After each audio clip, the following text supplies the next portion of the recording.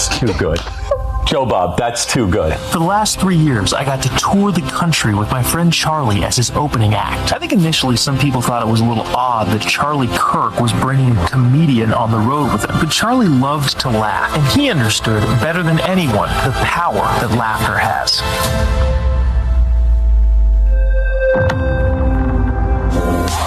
First up, comedian, Turning Point contributor, and host of Turning Point Tonight, Joe Bob. They're allowed to come into the event, and if they disagree, we will give them a microphone. These are the same people that tell you if you pay more tax money, they can change the weather. Ladies and gentlemen, please welcome Joe Bob. Joe Bob. Joe Bob. Joe Bob. Joe Bob. Joe Bob. Joe Bob. Joe Bob. Joe Bob.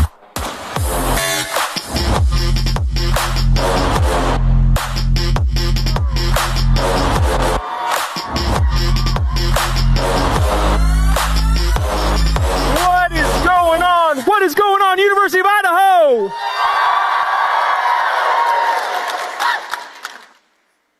Seven of 10. What is going on, University of Idaho?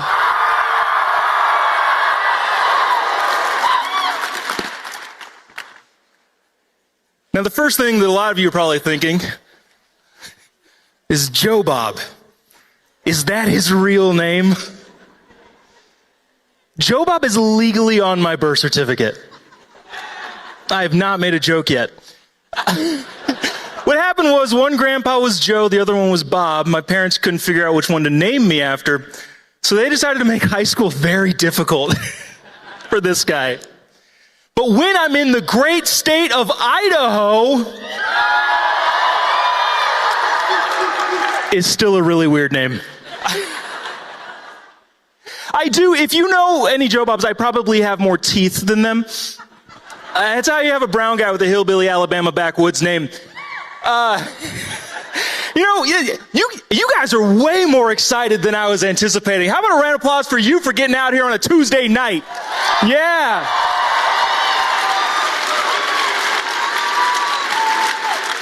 So, I originally was going to show a slide to start off, but let me actually do the bit that led to this slide. If you know any Joe Bobs, you probably know that we're not great at math. Us Joe Bobs not known for being good at math. It was always the word problems for me. I never understood the word problems. Right? They would never be realistic. They weren't believable. I would read a problem and it would start off, Jim has 14 watermelons. What the hell is Jim doing with 14 watermelons? Right? It wasn't realistic. It wasn't believable. If they wanted me to believe the problem, it would have started off, Devontae has 14 watermelons. Oh, cut the crap, University of Idaho. You all knew what you came to. There's some people that are very uncomfortable over here. So, let's make them feel okay. What if the problem started off, Aiden has 14 food allergies.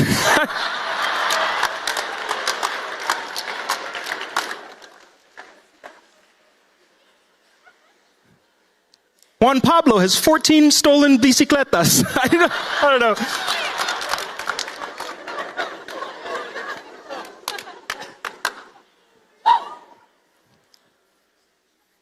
Deepak hasn't used deodorant in 14 days. All right, I'm done. Ling Ling has caused 14 traffic accidents. I think we covered all of them, right? So I did that little routine at a Turning Point tour stop in Berkeley, California. Yeah.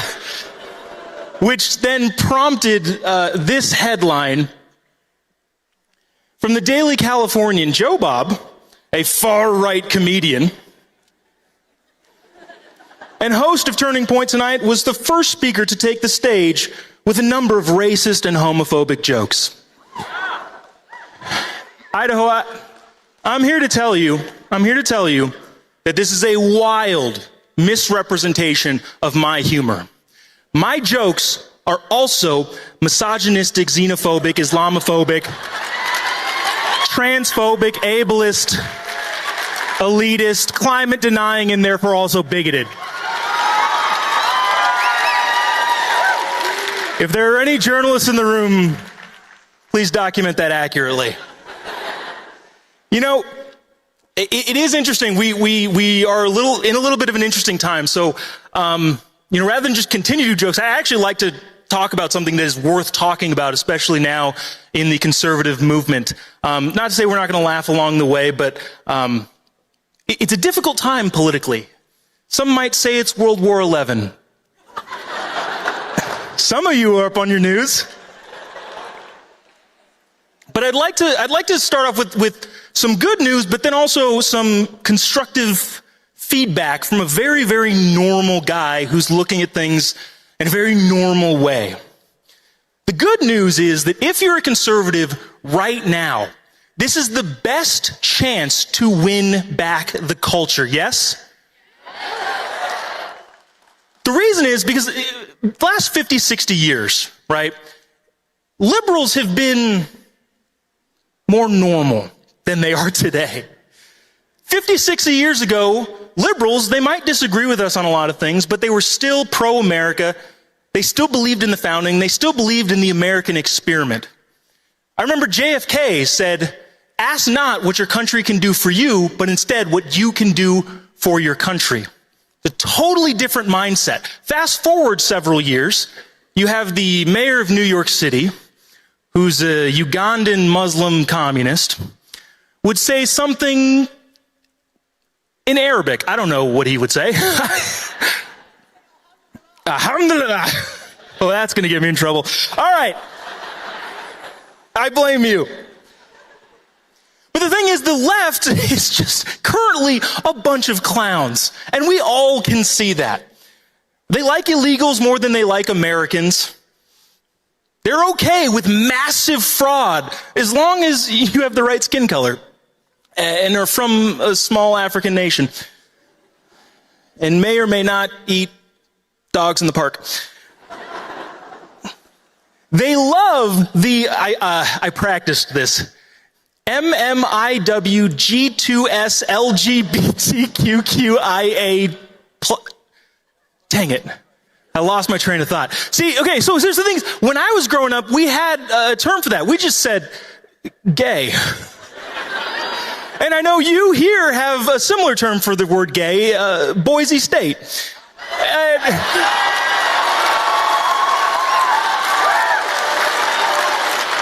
Who do we hate?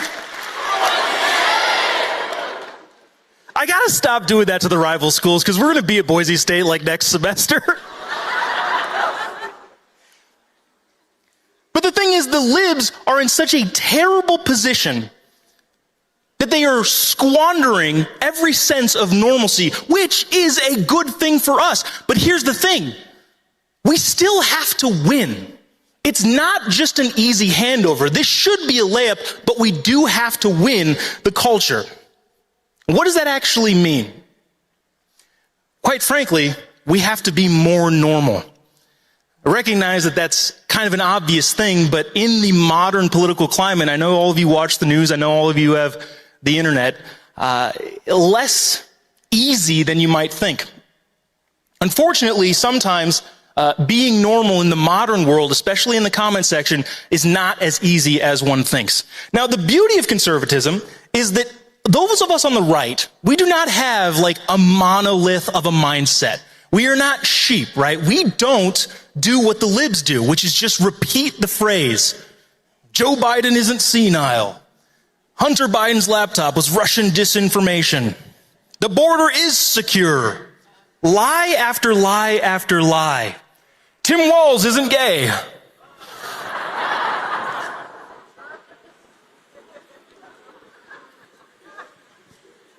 We question everything. We do our homework and we come to a conclusion that we believe is the truth, which is the best part about conservatism. We are not easily swayed, but that does come with responsibility. Some of the difficult parts of building a winning conservative coalition are the same reasons that make us great, the same reasons that set us apart. In progressive culture, one of the greatest strengths of conservatism is going against the tide. However, one of the biggest weaknesses is also going against the tide. The difference is, why are we doing it?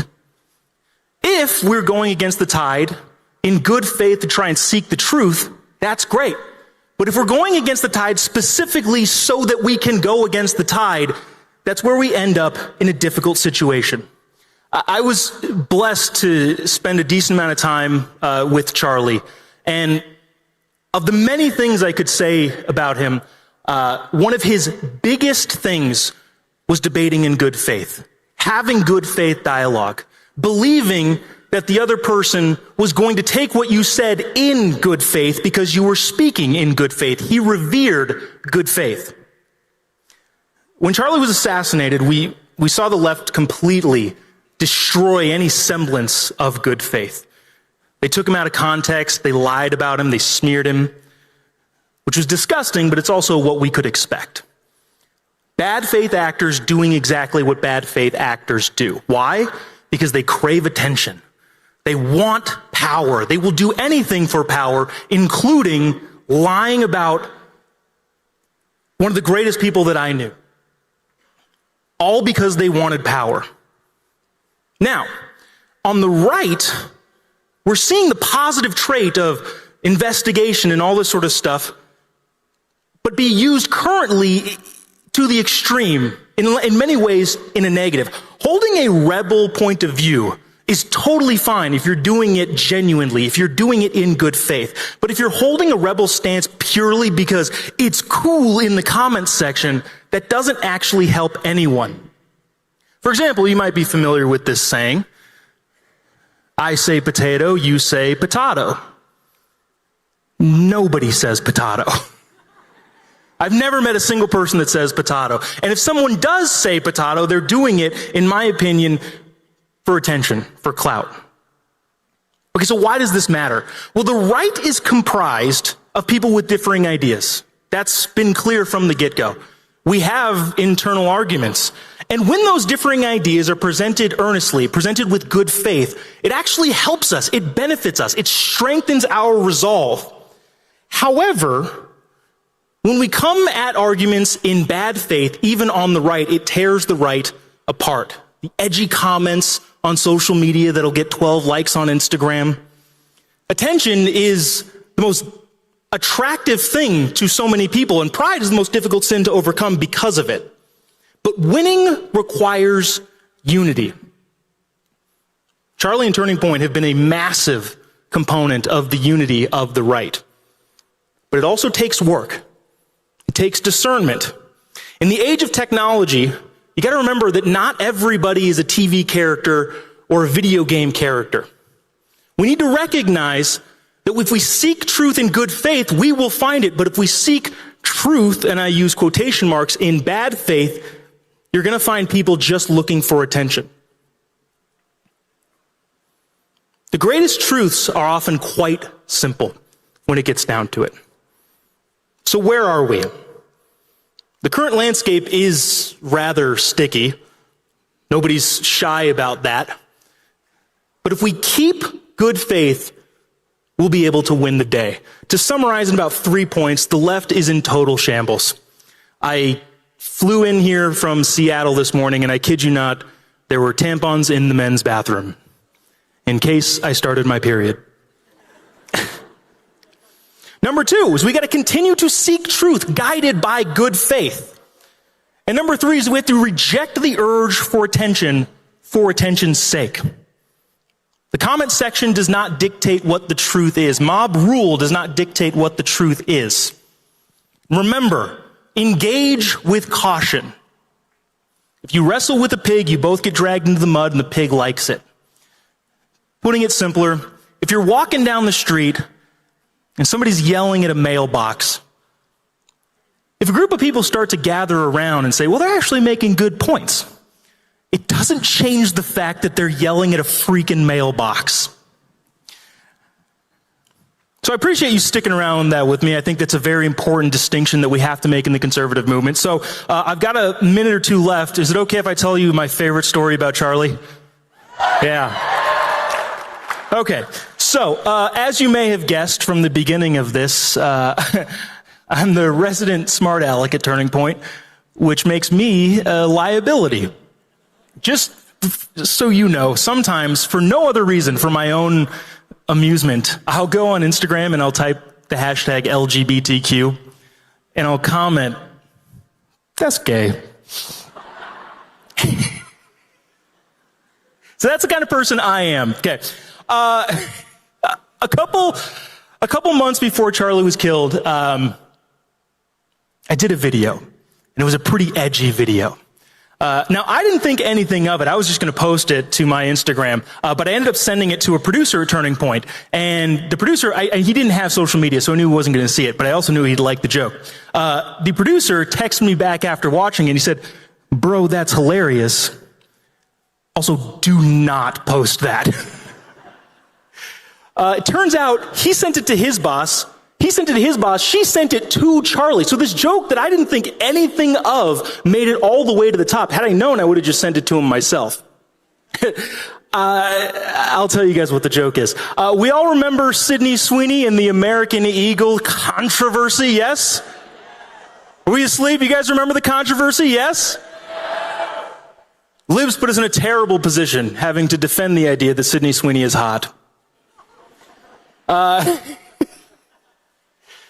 So there was a bunch of videos that were getting floated around. They're white supremacists, they're Nazis, all of these ridiculous things. But there was one video that was so absurd, I couldn't help but make a reaction video to it. And it was this video, this guy was filming, and it was this girl who happened to be black. And she was standing in front of an American Eagle, and the guy said, "Hey, do you want to go in that store?" And she said, "I can't go in that store. I'm black." To which I said, "I think she might be right. I don't think American Eagle accepts EBT." Hey, what she said was worse. Get a hold of yourselves. So that's the video that made it all the way up to Charlie, and Charlie texted back, "Do it." But it doesn't stop there. The higher ups at Turning Point were still a little bit squeamish on that one.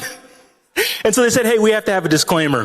And I was like, "A disclaimer?" Like, "Yeah, we want everybody to know that you're joking." I'm like, "I'm clearly joking. It's an absurd thing to say in response to something absurd that somebody else said." I'm like, "Yeah, we have to have a disclaimer, though." I texted back, "That's gay."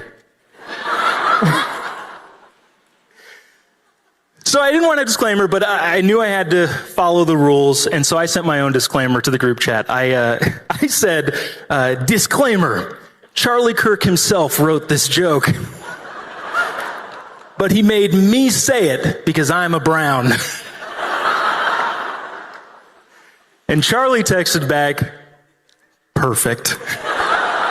Guys, can you promise me these three things? You're in for a great evening, but promise me this. Never stop fighting for truth, yes? Never stop fighting for freedom, yes? And never stop fighting for this country, yes? University of Idaho, thank you guys so much. You're in for a treat with Matt and Michael. See you later. God bless America. Thank you.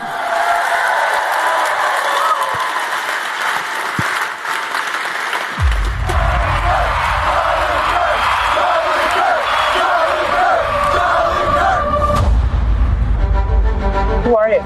My name is Charlie Kirk, and I love America Why are you here? because I love talking with people I disagree with. What have you done for your country? Started an organization that's now on 1,000+ campuses to save the greatest culture in the country ever to exist. I go around universities and have challenging conversations because that's what is so important to our country, to find our disagreements respectfully. I love talking to people I disagree with. When people stop talking, that's when you get violence. That's when civil war happens.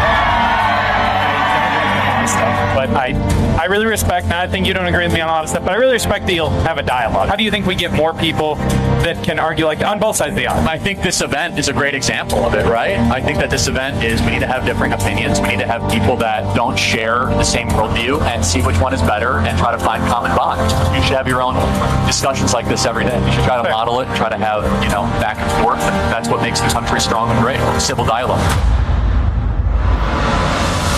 The enemies of civilization thought that they could stop Charlie Kirk's movement. In reality, they have not even stopped his lecture tour.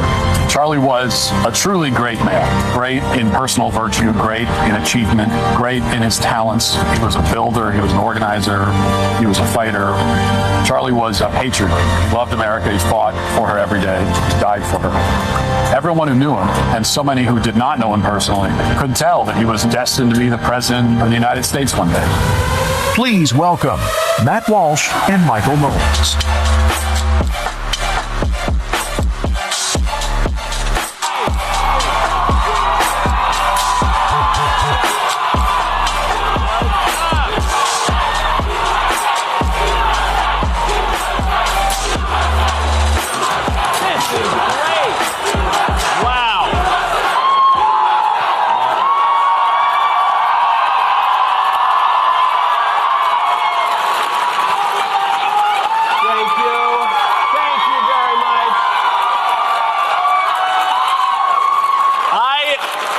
Come to Idaho more often. Look at all these beautiful faces. I am so glad to be with all of you. I'm very sorry for the over 1,000 people who did not make it in the room tonight, but who wanted to be here. I really want to thank... Can we sit down? No. I'm too energized. Let's sit down. Okay.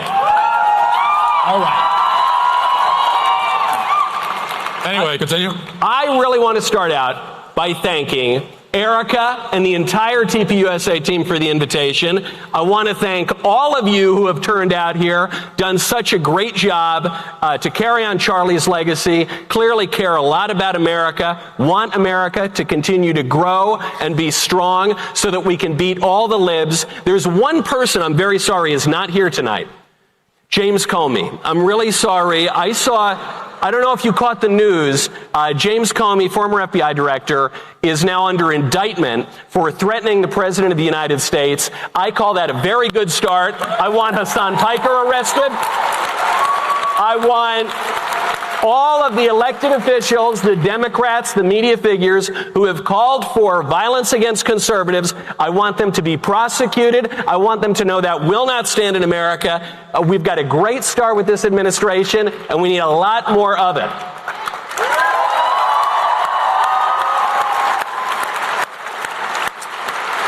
Anybody you want to arrest?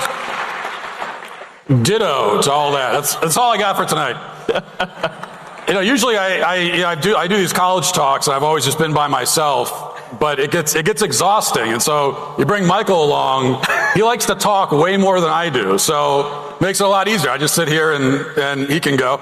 The one thing I think I look in this room, which is full. I hear out in the world that the right, conservatives are fighting with each other. They're demoralized. They're depressed. We're losing. That's what I hear from the media. That's what I hear on social media. When I walk into rooms like this, it doesn't feel like that. It feels like we're pretty excited, right? It feels like, and we should be. And I think we should be. And we're in a spot right now in the culture where we should be looking at building. This is what Charlie was all about. This is what TPUSA was about and is still all about, which is building. It's one thing to fight the left, to make fun of the left. That's a lot of fun. We should keep doing it because it's so much fun. But then the next step of that is that we have to start building culture, building institutions, and that's what I'm excited about. I think that's what you guys are excited about too.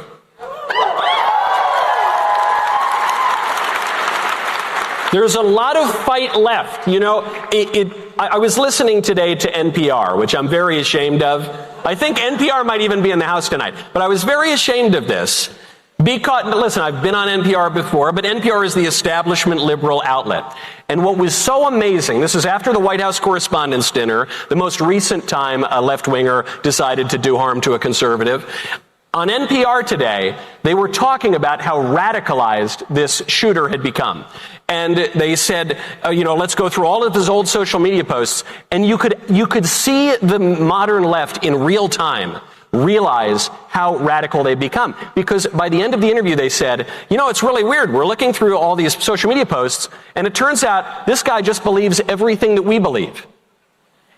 So what does that tell you about yourself? We know there was a survey came out last year. 56% of Democrat respondents said that they would justify violence against President Trump. We know that over 1 in 4 very liberal people in America justify or excuse political violence against conservatives. We know that they're 8 times as likely as conservatives to support political violence in general. The problem that we have right here is not some fringe lunatic element on the left. The problem that we have is that the fringe lunatics are the mainstream left. That is the problem. That is why you have Democrat senators, congressmen, mayor of New York campaigning with lunatics like Hassan Piker. These people need to be ostracized from polite society. They do not represent the mainstream of America. They do not represent all these beautiful, good-looking, vibrant young patriots in the audience tonight. They are truly, it's a fetid, ugly, cancerous growth on the body politic, and it's not just the fringe, it's the mainstream Democrats, which is why they need to be run out of political power entirely. We have to win, we have to hold on to power, we have to build, we need more laws, we need more institutions, and we need all of these beautiful, bright young faces to go up and to become the real political power in the United States. And also, the worst thing about left-wing radicals is, yeah, they're violent, they're evil, they're soulless, and they're such corny dorks, too. That's the one thing you take from this guy, the latest attempted assassin. You look at his manifesto, and it's all the mainstream Democrat talking points, but it's just so lame. It's Reddit. It's Reddit.com. It's very Reddit coded. I mean, they don't make... No.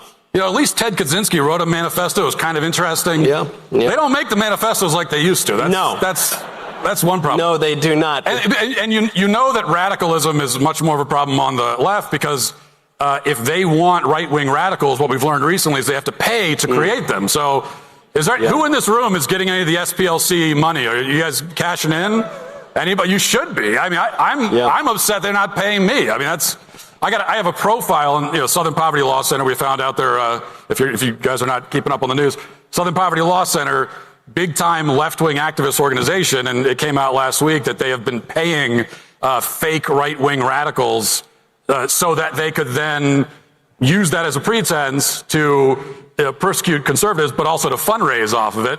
And I was kind of upset because I have a whole profile on their site. They talk about how hateful I am. I mean, you've been saying racial slurs for free for 10 years now. For no compensation. No, that's I'm joking about that. But they got a very good return on investment because the SPLC, when Matt says that they spent some money creating neo-Nazis and white supremacists, it wasn't a little bit of money. They spent $3 million in just the last few years. They were funding the leaders of these groups, and they made many tens of millions of dollars. They're worth over $800 million on top of that because they had a problem. There simply was not right-wing radicalism. So they had to go invent it. They got an arbitrage opportunity. They made a ton of money out of it, and now they've been exposed. So the question is, what do we do about that? The first thing, obviously, is we want to cash in on that and get the SPLC money ourselves. If they're not going to send it, what do? It seems to me what we have to do, we have to hold these people accountable.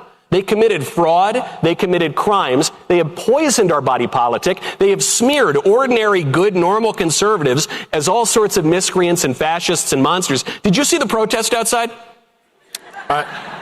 It was a little low energy. I was kind of disappointed. It was low energy. Low energy. I want more. It was... Put some effort into it. The protest outside, I'm told, I only saw this secondhand. It was rainbow colored. I didn't know they had that in Idaho, but it was rainbow. It was LGBT. They had, I think, lesbians kissing. But it's not like the nice way. It was not that you should, it was not, you don't want to look at it. And there were, I don't know, half a dozen of them or something like that. And they were talking about trans rights. And I thought, hold on. I said, is the left, do they realize it's not 2021 anymore? Is that still a thing? Is transgenderism still a thing? Is it really? I thought that was all over. I thought we were moving on to... I thought you did that whole movie about it. I mean, I thought I gave the answer at the end of the movie. We have the answer to what is a woman. A few people didn't get it in Idaho, I guess. Yeah, I think, well, here's what we've learned about that transgenderism is totally defeated intellectually. I mean, that happened from the first second. They've been defeated. The trans ideology has been defeated in the courts. It's been defeated in the state house in many different states. So, legally and culturally and politically, but also on the left, they can't let go of it. You can't abandon that, because what was the point of trans ideology to begin with? Well, it's like the ultimate statement. It's the ultimate middle finger to God, basically saying, I am my own God. Reality is whatever I say it is. And leftism, at the end of the day, is relativism. It is the rejection of objective truth. And so if they say, yeah, you know what, never mind, we had that wrong, well, they're admitting that there's an objective truth out there, that there's some kind of reality that they have to acquiesce to, they have to assent to. And if they admit that, then pretty soon their whole project comes tumbling down, so they can't admit it. They have to stick their out. denial of objective truth, though, they've really taken it to another level. I don't know, are you familiar with our Somali representative, Ilhan Omar? Okay. So this was very odd. And I majored in history in college, but, I don't know, I stayed up late, probably partied too much, so I missed this part in history. Did you know, I learned this from Professor Omar, that there were 11 world wars? Did you know that? I learned that as well. That's why I say, well, if we've already done I'm non-interventionist, but if we've already had 11, let's do one more, make it 12. I like even numbers. It's a nice even number. I agree. That's all I'm saying. I agree. Is there, we've covered so much in our brief time, and I'm very excited to get to questions. So if you do have questions, get ready, line up, make them really, really good, make them really smart. We've covered all these things. The libs, obviously, on the weird sex stuff, they couldn't beat us at the ballot box. They got absolutely destroyed in November of 2024, in large part because of you and because of the amazing work of our friend Charlie Kirk, the amazing work, the man who made the winning difference, according to Susie Wiles at the White House. So the libs got absolutely destroyed at the ballot box. So they became violent. They became even more absurd than they already had. Obviously, there's this issue of foreign policy, which, it always crops up. There's a lot of disagreements on the right about that. But is there any one issue heading into the midterms, heading into 2028, that the right can unite around? I mean, America first should be the thing that we're uniting around. That's the thing we should all be able to agree. And that's also an area where, by the way, we've had some major victories. The Trump administration has had major victories on that front. Shutting down the border is a huge deal. And listen, I'm as critical. I fully believe that no matter who's in power, if they're doing things you disagree with, you should criticize them. You should speak up, because we're Americans and that's what we do. And so I've criticized the Trump administration where I think they deserve it. But this defeatism, this doomerism you get from some on the right, where they say, well, we shouldn't even voted for Trump. Well, what was the point? It's like, well, okay, so we have President Kamala Harris. I mean, do we need to explain why that would be worse than what we currently have? And if we were to go through the wins, one of the big ones is that we did shut down the border. And for years and years and years, that was the banner that we marched under as conservatives: shut down the border, shut down the border, shut down the border. And it's like we do it, and then we immediately move on, like, okay, that doesn't really matter. Let's find something else to complain about. Because conservatives can never be happy. It's like one of the most charming things about us is we're always it's a fallen world. We're never going to get utopia. You communists are always promising you utopia. I'm a very happy person. I don't know. You're I don't know Mr. about Jolly. You. I'm known for that. He skips down the hallway at the Daily Wire. It's true. He does. But, to your point, Matt, on immigration, look, we all want 10 million deportations a year. We all want 20 million. There are a lot of illegal aliens that the left let in. But just on closing the border, you had 3 million illegals entering every year under Joe Biden. Simply closing the border, those 3 million people are not coming into this country. On top of that, you have 700,000 plus formal deportations in the first year of the second Trump admin. On top of that, you had at least 1 million self-deportations, very well recorded by multiple agencies. So you've got, say, 2 million deports, 3 million who don't come in. You're talking now about a net delta of 5 million illegal aliens. Kamala Harris wins, you have 5 million more illegals in this country. Trump wins, you have 5 million fewer. And you can go down point by point. Looking at the economy, all-time stock market highs, good tax cuts, wherever you want to look, the tangible results of winning cannot be overstated. And the people who tell you, give up, stay home, it's no big deal, these are the people who are handing our country over to the left, and they're really excited because then they can whine a little bit more. I don't want to whine. I want to win. I know Charlie wanted to win. I know all of you want to win. We're going to win in 26, and we're going to win in 28. And we're going to keep winning after that.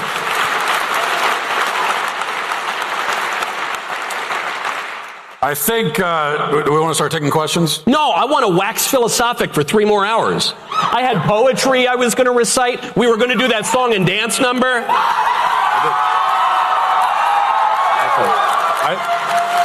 I'll sing just, I know there was some singing out here before. I'll sing just one verse. Yeah. I'm not going to. No, that's too bad. I've been told someone told me once I have the singing voice of a dying moose. Which I think, is that a compliment maybe? Yeah. I don't know. Moose are a majestic creature. What's the singing voice of a living moose? I don't know. Well, maybe we'll find out. I do see we have some questions over there. Hey guys, my name is Taylor. I'm from Bonners Ferry. So first of all, I just want to say thank you for coming all the way out here. My dad and I watch you almost daily on the Daily Wire. We love you guys.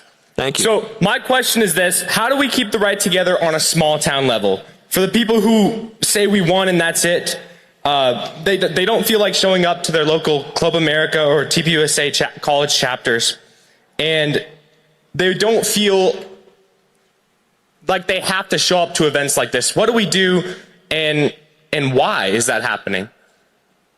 Well, I think you're exactly right that, and it's a cliche, but it's true that politics are local. And I think one of the dangers these days is that, we're very focused on issues on a national scale. We're all on social media, so we're very plugged in at the national level and even the international level. But when it comes down to it, if we're going to make any kind of real changes in our community, it has to start at the community level. And I mean, it's an easy answer, but in order to do that, you need organization. I mean, this is what Charlie was. This is why he was a one-of-a-kind talent, in that he had the organizational abilities, but he also had the public speaking abilities. He had the charisma, and that's the debating abilities, the fundraising abilities. Right. He had all those things. Yeah.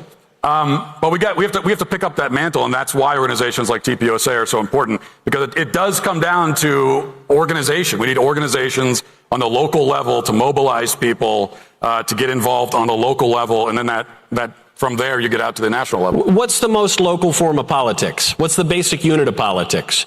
The basic unit of politics is the family, and I think the family is a good analogy here, because you form a family, mommy and daddy get married, and maybe you have a kid, and then what? Do you just say, okay, that's over, we had the kid, good luck, kid, I hope you feed yourself later? No, of course not. To have a family, you have to tend to that family every day. You gotta talk to your wife every day, even when you don't want to talk to your wife. You gotta play with your kid every day. You gotta change the diapers. You gotta feed the kid. You have to tend to this all the time. And that's the basic unit. I don't change diapers. Men don't change diapers. You gotta get your wife to change the diapers every day. It's a burden. I mean, 6 kids, I've never changed a single diaper. It's fine. My wife, you have a harder job, because you're constantly on your wife. You say, you gotta do this, you gotta do that. I'm always pointing out the dirty diapers, like that one smells, that one.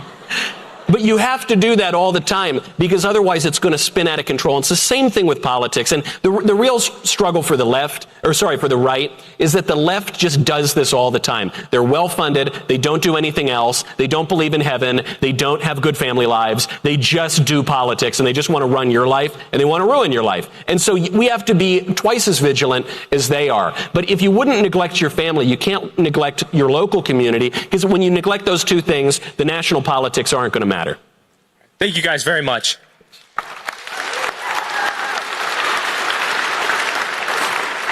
Hi, Matt. Hi, Michael. I listen to your guys' show pretty much every day instead of doing my homework. So it's great to see you guys in person. Michael. Which one of our shows? Pretty much both of you every day. My man. But if you had to pick one that you watch like a little more. I love both of you, but Michael's closer to my heart. Let's go! Oh, wow. Well, Matt, you got me into politics, so. So I wanted to ask specifically, Michael, you said that the right-wing civil war really only exists in the podcast class and that it's not really substantively like important politically. So I think that evidenced by the Florida governor's election right now, that the right-wing civil war is real. So I wanted to ask you what you think about that Florida governor's election, if you've been keeping up with it, and specifically about the candidate James Fishback. I have, yeah, no, I've followed him a little bit because he's much more a social media figure than a traditional political candidate. But doesn't the Florida governor's election kind of prove my point? Because I'm not saying there's no connection between the political podcast class and the actual politicians. Obviously, we would cancel our shows if that were the case, if we didn't have any connection. But a lot of it, I think, is kind of insular and abstracted, and a lot of it's petty and personal. But when you mention the Florida governor's race, it seems to me that Byron Donalds is running away with it, isn't he? It's not a close race. Not among young people. Well, but among the people who are voting, he is winning, right? Aren't the polls like 90-2 or something?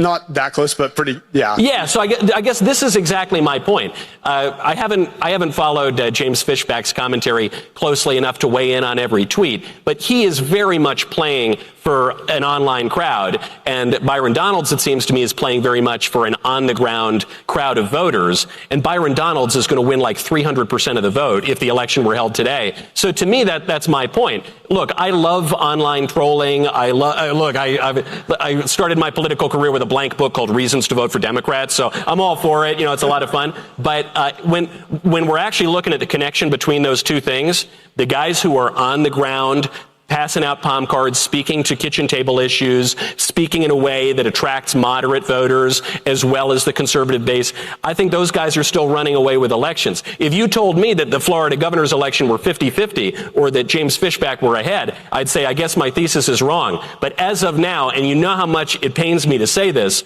I hate to do it, but I hate to say I told you so. So my point is that... Can I say one thing? I know you didn't ask me. I did. I mean, you're in it. No, I think that, well, on specifically on the point, I agree with Michael on the Florida governor's race, but on the point of the podcast civil war and how it reflects in the larger culture, I think that, and this is to Michael's point, the podcast civil war, the part of that that no relevance to the broader culture is the personal part of it. So it does get very, very personal. And a lot of I'm a podcaster. I can't even keep track of it, but it's these constant like fracturing. And then you've got one faction and then that faction is fighting. And then this faction over here is fighting. And so much of it is really centered around personalities, ego, the fight for attention, the fight for audience. Yeah. The competitiveness among, people in media, fighting over that. That's what a lot of it is. And that stuff has nothing to do with anyone in the real world at all. And I think people in the real world are tired of that. They don't want to hear about it. It's boring. It's petty. It's ridiculous. However, there is maybe at the very core of that a debate about actual issues. And those actual issues do matter to the broader culture, and they certainly do matter to conservatives. Issues like foreign policy. I mean, these kinds of things are at the core of the kind of podcast civil war. It's just that they're buried under all this like personal squabbling bullshit. But if you could get out of all that, you can get down to the core of it, and those are the issues that are much more important and that I think are actually interesting. Yeah, and I think my point is that I'm 17 years old. I think the Overton window is shifting towards this more America first side. I think among my generation, we're sick of all foreign influence in our country, whether it be China, Mexico, or Israel, or any other nation. Am I right? They all agree with me. So I think right now, it might not be time for a sort of James Fishback figure to take power, but when Generation Z comes into power, I think someone like that is a lot more fitting. Yeah, I wonder, because it's actually very encouraging that especially young people are shaking up the way that the GOP talks about issues, whether we're talking about foreign policy or whether we're talking about economic policy. The notion that the economic policy should be oriented toward the common good was completely verboten when I was a kid in the Republican Party. The fact that those classical elements of political philosophy are back, I think is terrific. The weakness for young people, though, when they're getting very excited about politics for the first time, is sometimes a failure to recognize that those debates have been around before. The America First Committee, which argued against entering into World War II, and which was joined by John F. Kennedy and William F. Buckley Jr., that was 80 years ago. I mean, these are not exactly new issues. The question of whether or not America is an empire or should just be an isolated republic, these are debates that go back to the early 19th century, if not the late 18th century. These are questions that are constantly changing because of changing circumstances, but they're eternal political questions. Every nation has interests. Every nation has interests around the world. We're going to pursue those interests around the world. Sometimes we're going to extend ourselves too much. Sometimes we're not going to intervene enough. I mean, this is why politics is not some stupid abstraction like the left wants to believe, but politics is this practical art that requires judgment every step of the way. So I entirely agree with you. The answer that we're going to have over our relationship with China, Israel, Russia, Canada we need to divorce from, but that's a separate issue. America's evil top hat. But even Canada we're going to have to deal with. The way that we engage with that is going to be constantly changing. But it's going to always be grounded in the real world, the actual interests of the United States. And so to Matt's point, when we just speak about these things in ways that are going to get lots of clicks on social media, I don't think that is ever really going to translate into the real political order because the incentives are different. People get attention on the internet. We do that in part for a living, but the politicians actually need to get hard results for the American people. And so those interests are going to diverge, and we can either push that political order in a good direction or we can push it in a bad direction. But that's going to involve much more real on the ground kind of action. I'll say one other note just from what you said that personally, I don't want a divorce from Canada. I want to conquer and subjugate them. And make just to be. They're not a state. They're not a state. They are our serfs. A penal colony. A penal colony. Yeah, no, that's a good idea. This is kind of full circle to the dying moose thing. Did that really affected you? You want there to be dead moose all over our northern slave I have held a grudge against Canadians ever since. I blame them for that. I agree. Thank you. Christ is Lord. Amen. Amen. And hold on, I just want to point out, before we move on, that very, very wise questioner, I think he did, you said you watch my show a little bit more than... We don't need to... Is that... We don't need to harp on that. I just wanted to make sure. Okay, yes, yeah. All right, so, long time, first time. Thank you. But hang on a second. Thank you so much. There's one person here who's really got their head on straight. So go ahead. So, okay, y'all have talked about, political violence and related things a couple of times now, and you've cited some things I'm not specifically familiar with. My question is mainly for Matt. So about 6, 7 or so months ago, you cited this graph in one of your videos. You reported on it. Basically, it alleges that transgender, and I'm just going to use your definitions because I think that's more useful, that transgender biological males are approximately make up 0.769 per million population commit mass shootings. That's the allegation, right? And then similarly, biological female, it says 0.667 per million, and then much lower numbers for every other demographic. So I was curious if looking at this, how many people is that stat based on? Like how many transgender shooters is that stat based on? Because you cited it, you didn't cite your source, so I had to go digging for it, so I was curious if you knew. This is a graph from when? About 7 months ago, came up, it was going around on Twitter. Do I have all the details of a graph that I posted 7 months ago in my head right now? No, ballpark, just approximate. I guess you have the answer, so go ahead and tell us. I do. It's one person. So you cited a per million statistic based on one person as evidence that there's some sort of epidemic of transgender violence going around this country. But there have obviously been multiple transgender shooters just in the last couple of years. I'm not denying any sort of specific individual instance. I'm talking about this is a statistic in which you compared these numbers for all of these other populations are significantly lower than they would be with actual statistics. I was just curious, like I want to understand like your process here. Why you wouldn't cite that source? Like, is it just because you know it's embarrassing that you only cited it off of, or based it off of one person?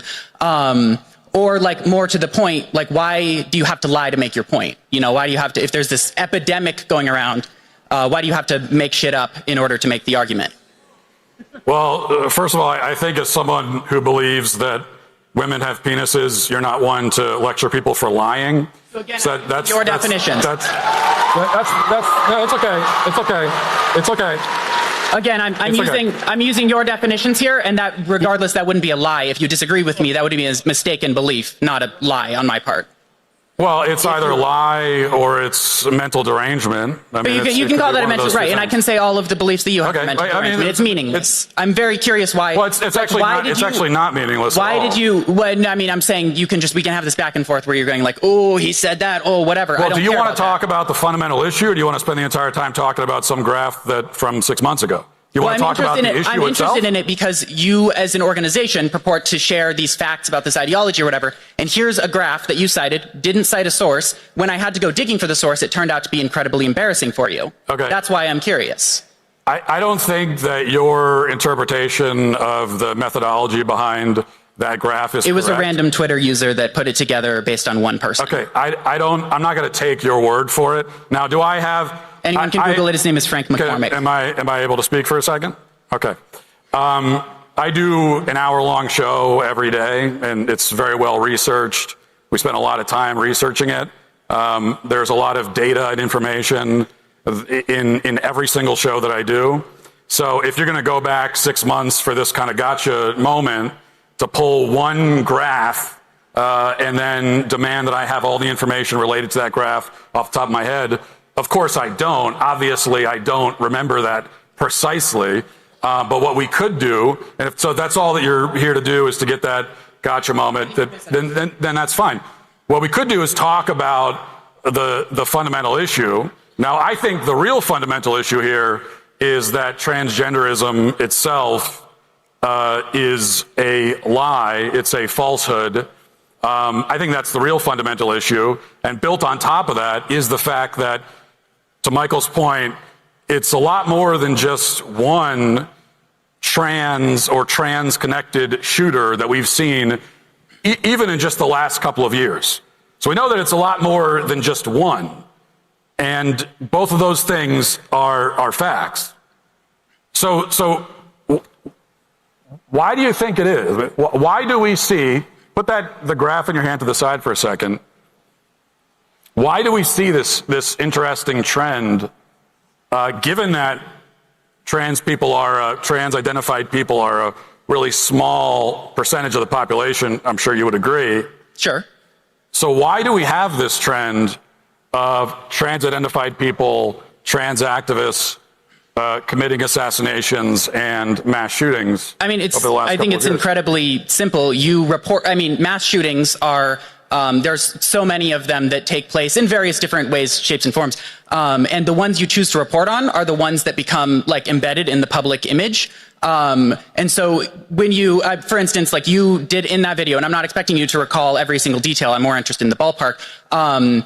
You named several alleged transgender mass shooters. And at the end of your list, you had to add non-mass shootings, examples of transgender people committing other crimes to like make your point, right? So I would argue it's not a trend. It's not a pattern of behavior. You're picking and choosing which anecdotes to make your point. And transgender people are such a small percentage of the population that literally any number of transgender people doing anything is going to throw off the statistics.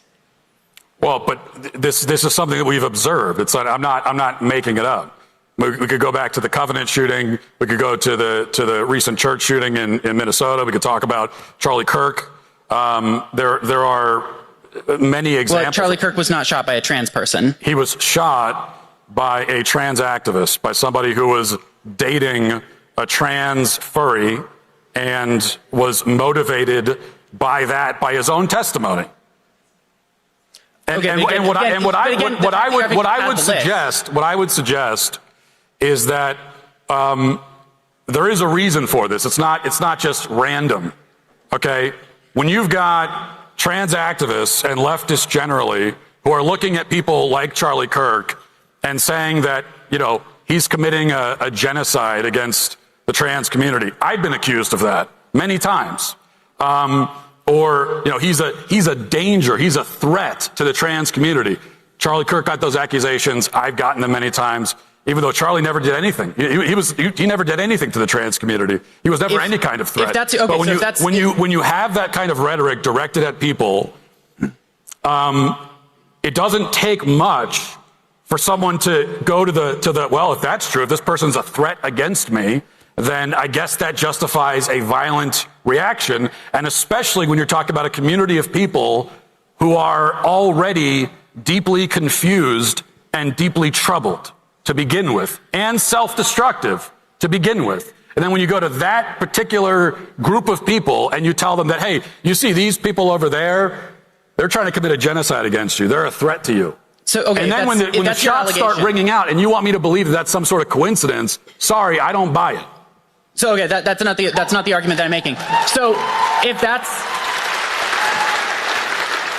that's your allegation, that people giving what I think you could argue, you could call those like death warranting labels, right? Like calling someone a genocider or calling someone a whatever is a label that is intended to give someone give leeway to kill that person. Sure. Okay. Yep. So if that's the case, I mean, we've sat through you guys describing all of the left as like various disgusting sex perverts, groomers, things like that, which is interesting for your movement in general. But I've watched your show many, many times. You consistently refer to the left very broadly, not even just specific people, as groomers, as pedophiles, as predators, and have argued that pedophiles and such should be killed. Would that not therefore mean, by your own argument, that you are justifying the killing of left-wingers? Where did I say that leftists in general are pedophiles? It's just a broad label you use in your videos. I mean, we can pull it not. Up. It's a broad. You absolutely refer to the leftists. I've been much more pedophiles, specific. pedophile defenders, things like that. Again, you're a Republican, so like that's odd that you would do that. But why is that odd? I mean, you're supporting Donald Trump, the man who you openly admitted sexualizes his own children back in 2016 before suddenly changing your position. When was Donald Trump guilty of pedophilia?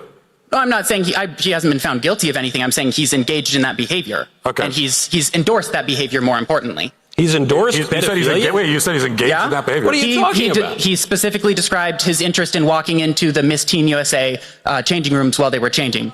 I would call that pedophilia, personally. You started this by saying that I had accused the left of being pedophiles generally, which I have not done. What I have done, though, more specifically, I have said that, for example, leftists who insist upon or defend the practice of having drag queens perform for children. Okay, so sticking with those people, should those people be killed, or are you endorsing rhetoric that would get those people killed? They shouldn't be killed. They should be arrested. They should be arrested and put in prison.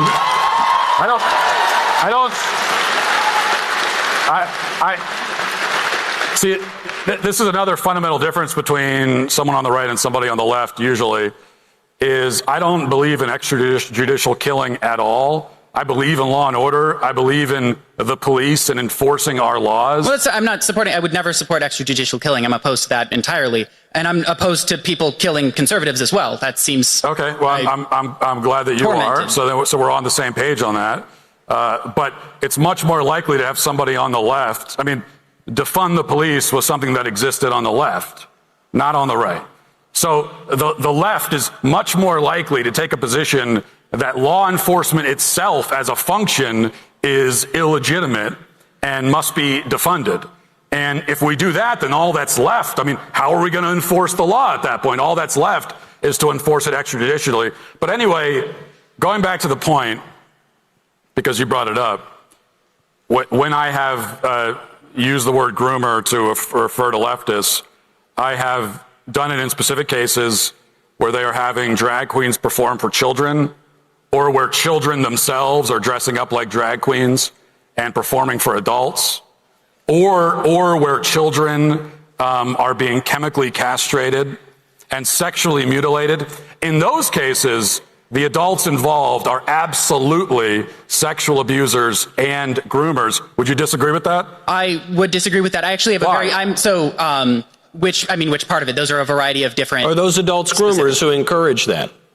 No, who encourage any? I mean, there are a variety of different behaviors you gave. Having adults perform in drag for children, that's not grooming. If it's in sexual in nature, then that would absolutely be. Isn't drag sexual in nature? Isn't that the definition of drag? No, I've met a variety. You've been to very wholesome drag shows. I know. Bring Granny out to the drag show. I don't think so. I mean, quite literally, I've watched drag shows at like old folks' homes and stuff like that. Which you shouldn't do that either. Don't do that. Regardless, don't do the drag for the kids. Don't do the drag for the grannies. Just don't do the drag. Now you're grooming Granny too. Don't do that. Don't. So, God. You brought up that point though. You brought up the chemical. Why have drag queens around kids at all? Why do that? Because it's a goofy art form for the same reason you have any sort of whatever. I don't know. Like, what's the art? It's performing. It's like playing a character. Just any old thing. I mean, I go up to Silverwood theme park. I'm sure a lot of Idaho people have been there. They have a show for kids that includes a lot of like sexual and inappropriate content, at least in my opinion. And I disagree with the content of the show. I think it's kind of disgusting. But in context, like, okay, they're doing a magic show and things like that. The magic part of it is not the problem. It's the weird like molester jokes and things like that I think are inappropriate. But you brought up. We would agree on that. I think we found one area where we agree. That I've always held that position. I think most people that I know hold that position. You brought up the chemical castration thing, and I happen to be a chemist, so I'm a little bit familiar with this. Do you know what chemical castration is? And like, could you describe just in the basic principles what that is compared to physical castration, compared to like an orchiectomy or something? Yeah, chemical castration is using a drug that ultimately has the effect of sterilizing children. What's the drug? And what does it do? Lupron is one of the drugs. Perfect. Lupron, leuprolide acetate, about a decapeptide, binds to, it's a superagonist for the GnRH hormone in your body. Essentially what it does is it spikes your body with that hormone signal to tell it to, basically it desensitizes your body to the production of sex hormones. Within a couple of weeks of going off of it, that process is reversible. Now, you can argue there are a variety of other things that may or may not be irreversible. Why do that to children, though? Why do that to children? But what I'm curious about, because you use the term chemical castration. Castration is a permanent thing. If you give someone an orchiectomy, as far as I'm aware, you can't undo it. You can't put the balls back on. You give someone Lupron, an adult, a child, a whomever, you take them off of it, it goes away. So I'm just like... That's not true. That's objectively not true. That is not true. Okay, that is absolutely not true. You cannot sit here and say for a fact that it's totally fine to give Lupron to young kids, and that when they're adults it will have no effects on them, and that they're I'm not saying that. And that their fertility will come back. You cannot say that. That is not true. And the only way to confirm something like that would be to do that to a whole bunch of kids and then just sit back and wait for like a decade or two to see how it works out. And my point is that to begin with, performing those kinds of Frankenstein butchery medical experiments on children is wrong, period. Why, do you know why we...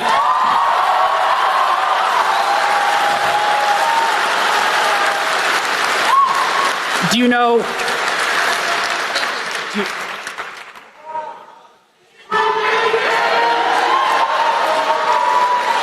Now, I just want to point out before we move on that the first guy... He said that he watches my show a lot, and then the trans activist said he watches your show a lot. Hey, so I just wanted to remind everybody of that. We believe in diversity on the Matt Walsh Show. We take all types. I believe in it. You're welcome.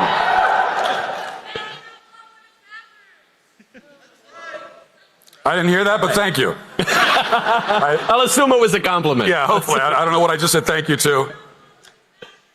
We don't want men in women's bathrooms, you said?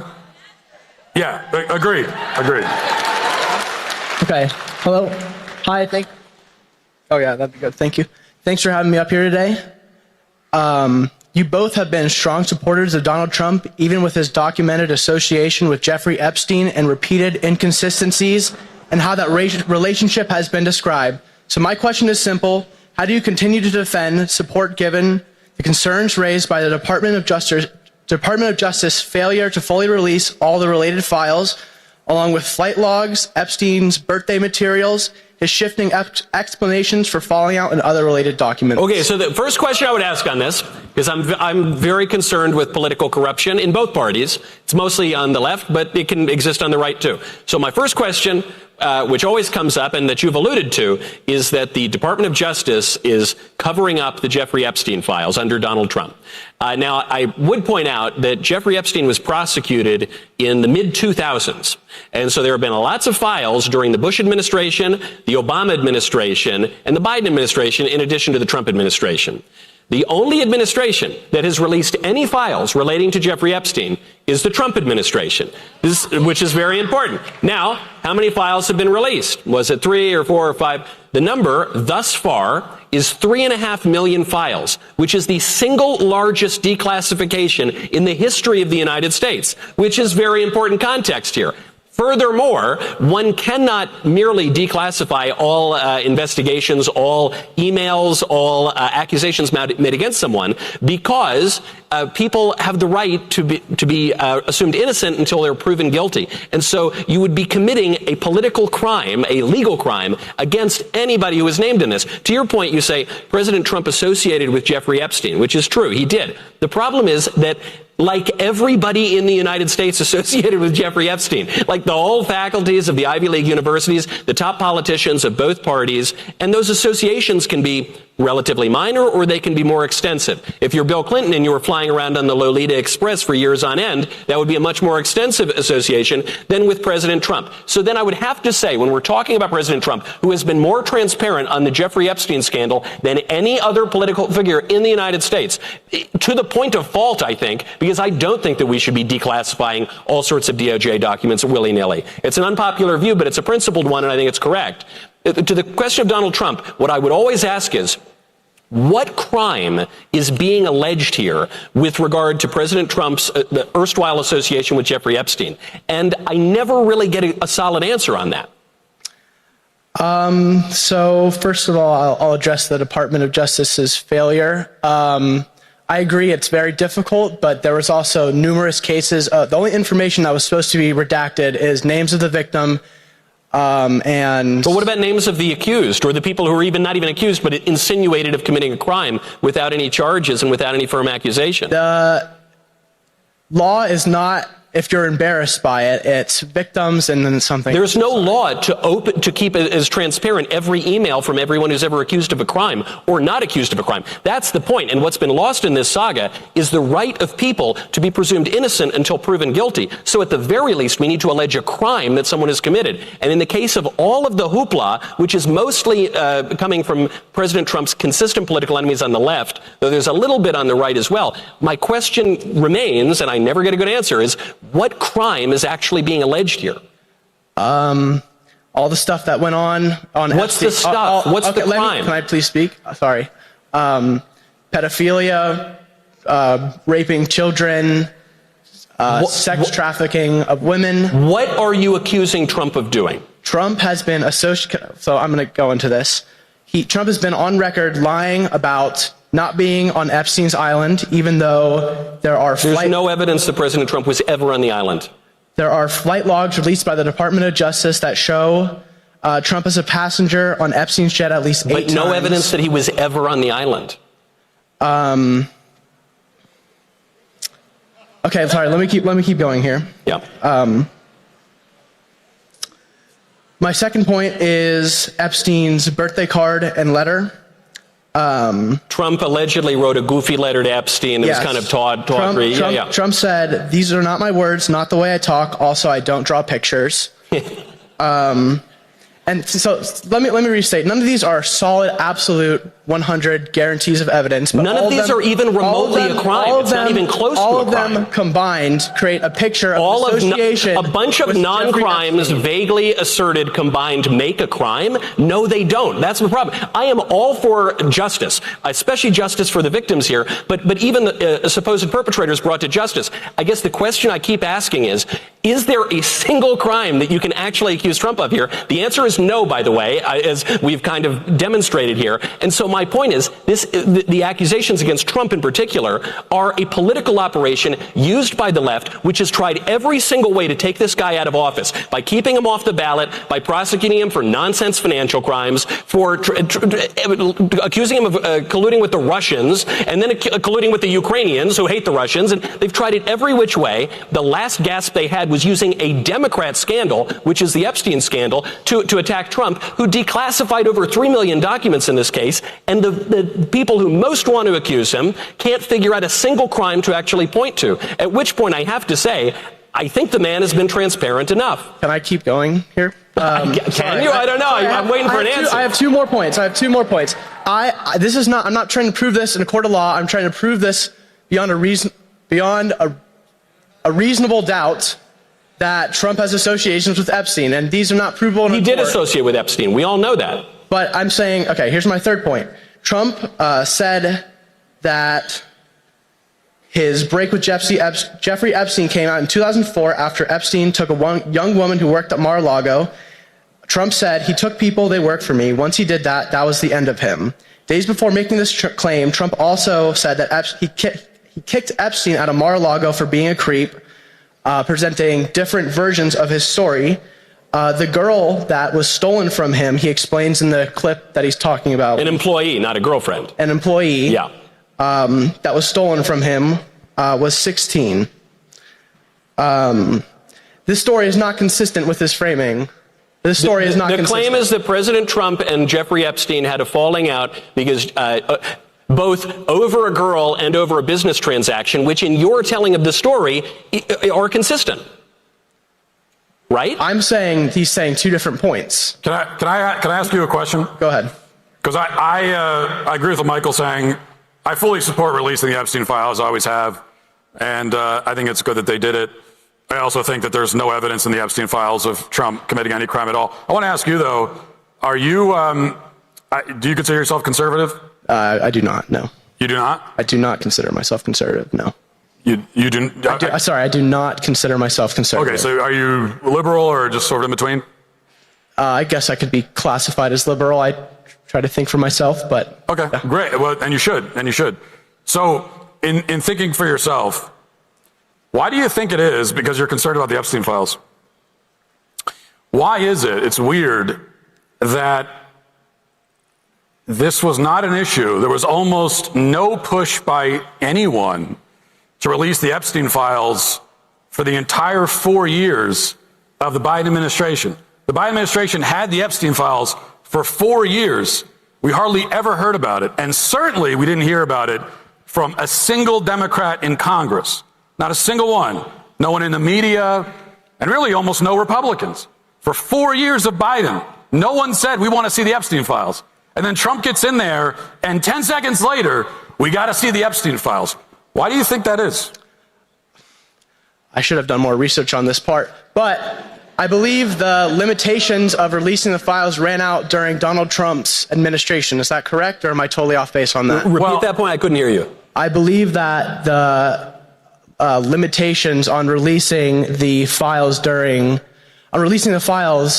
stopped during Donald Trump's administration. So they were not able to release them before, and then the statute of limitations ran out during Donald Trump's administration. The President of the United States, going back to the Bush administration, could have released documents if he wanted. Don't forget the Jeffrey Epstein scandal, such as it is 20 years old at this point. So to Matt's point, he says, it's kind of funny, isn't it, that no one asked for this during the Biden administration, but you could extend that further. No one asked about this during the first Trump administration or the Obama administration or the Bush administration. So why is that? And the answer is because the Democrats have and people on your side of the aisle have completely run out of ways to go after Trump. They've spent 10 years going after it. And so the best they could do is cook up a Democrat scandal, which initially mostly centered around Bill Clinton, and try to put it on Donald Trump. And Trump called their bluff because Trump released 3.5 million files, and you still got nothing. I asked you at the top, is there a single crime you can point to that Trump has been even accused of here, and you don't have an answer?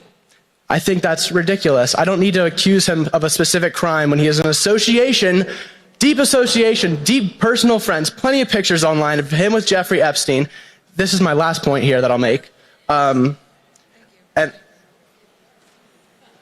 We'll get that last point soon. We'll get the accusation soon enough. Someday. So we're doing about 25 minutes per question, so we should be here until about next Thursday. Hi, guys. It's very great to meet both of you. I've watched a lot of you, Matt Walsh. I like a lot of what you have to say. Michael, I've still got to check you out, but I'm sure you're great. That's payback. That's right. That's payback. It's very painful. Payback is very painful. I feel like a lot of what we've been talking about tonight is Republicans needing to stay united in voting red. But my question is, if you could answer this, aside from the Democrats being objectively worse, why should we vote for Republicans when they are pushing a war in Iran that does not benefit the average American?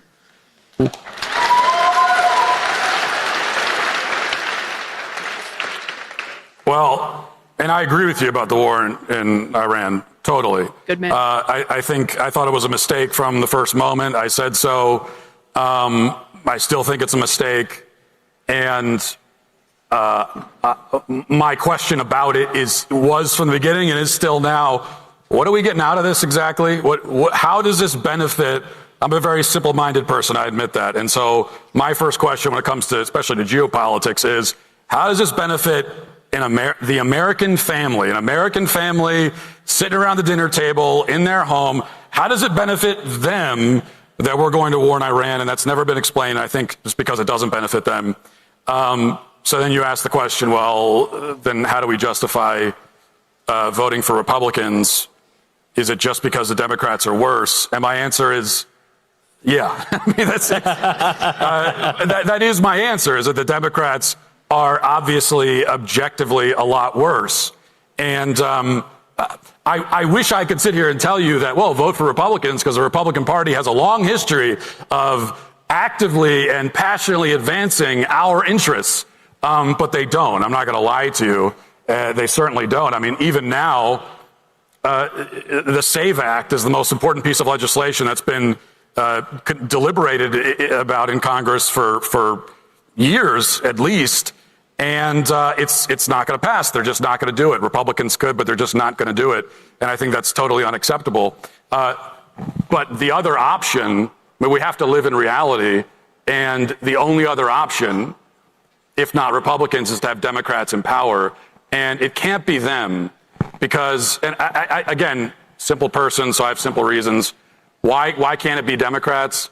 Well, because they want me dead, and they want you dead. I mean, that's actually what they want. They consider conservatives to be Nazis, to be, they want to criminalize us, and they want us dead. And on top of that, while Republicans, I think, are not nearly good enough at conserving what they should be conserving, what should we be conserving as conservatives? We should be conserving the institution of the family, marriage, the sanctity of life, our nation. We should be conserving all of these things, our traditions, our heritage. They're not nearly good enough at conserving those things. Democrats, on the other hand, are actively seeking to destroy and dismantle all of those things, and they'll tell you that. And so, obviously, the other option, if one option is let's dismantle and destroy Western civilization, I'm going to take the other option. Yeah. That's my argument for it. I would go a little further. I mean, I agree with that. It is sufficient to just say we just can't let the Democrats be in power because they do mean us harm and they are openly calling for our harm and they have harmed us. On the war in Iran, I share many of your views because I did argue against the strikes before they happened and I expressed my skepticism when they happened and I remain rather concerned. There is a potential upside. This is one of the complexities of geopolitics. The potential upside is that Iran has been destabilizing in that region for a long time. President Trump was able to do something incredible, which was to unify the Gulf states, pull them even further into our sphere of influence, have them make peace with the state of Israel, which has always been a sore spot in the region, and to take out the mullahs, who are a regime that is giving a lot of advantage to our geopolitical adversaries like China and Russia. So if you could have a pro-Western regime in Iran, that would be really, really great. I'm skeptical of the reasonability of success and proportionality because they're a very durable regime. But we have been trying to move Iran since the early 1950s. You know, Persia's been an important place going back to antiquity. So, you're never going to totally get yourself out of that issue. Beyond a war that is debatable, I'll use one example. Under Joe Biden, the Department of Justice was partnering with the SPLC to invade Catholic parishes, to spy on them, and to put pro-life grannies into prison because they were praying at abortion clinics. Today, just a year or two later, President Trump is sending the DOJ to prosecute the SPLC, the very people who were ordering the government to make enemy lists of all of us. That is a massive shift. We talked earlier about, under Joe Biden, 3 million illegals coming into the country every year, barely any deportations. Now we have none of those 3 million, and we have 2 million deportations. That's a very serious net gain.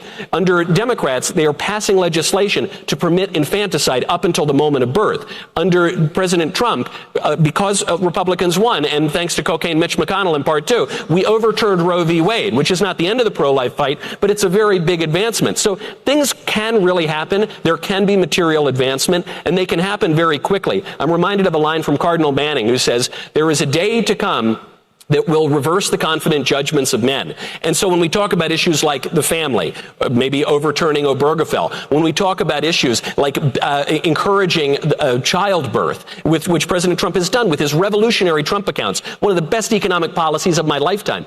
When we look at these kinds of things, we say this can have major effects, but it requires consistent winning again after again after again, even when the Republicans irritate you, because the Republicans are the worst political party in the United States other than the Democrats.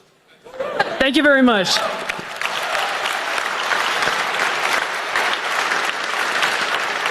Oh, sorry. Hey guys, thanks for coming. Yeah, I hope not to be up here very long. I guess I'm pretty simple. So Matt, you said that if not Republicans, then Democrats, that's no good. And Michael, you said what did you say? It doesn't matter what he said. Yeah, hold on. Wait, Yeah. It was so emotionally moving. He was arrested by my words. Yeah, I just have to pee, so But yeah, but. Sorry, thank you. So I'll just forget about it, but both you guys as practicing Catholics, there seems to be rising issues with the President of the United States, with the blasphemous tweet or truth, the pushing of the nation to a war with Iran, which is not just war. I think you guys agree. I think it's up for debate. I'm a little skeptical because of the probability of success in regime change and proportionality, but I think there's a strong argument that it is a just war, so I think reasonable minds can disagree. All right, yeah. Well, with other MAGA figures also taking up very strong anti-Catholic positions, and it seems there's kind of like an evangelical capture, and the war in Iran, especially if it takes a bad turn, I would say that the MAGA movement overall is at a very high risk, and in my opinion, I think is dying. And I know you said that we can't have, if not Republicans, well, I guess my thesis to you guys is that we restart the Whig Party. If you're not... Restart which party? The Whigs? The Whig no, Party. the Whigs were kind of liberal, so you'd want to restart the Tory Party. But I don't know if anyone's going to join... Yeah. What, national banks, strong tariffs, staying out of wars. Yeah, well... I think... Oh, sorry, go ahead. No, go ahead, finish. Yes, I have to pee. I think myself and... what do you say? Like, myself and other Wigger... sorry, I don't know. You sold me just for the pun. You sold me for the pun. No. I'm in. We got to start the new neo-Whig party. We do. Because the Whig party captures, I think, everyone in this room. No new wars, good protectionism, tariffs.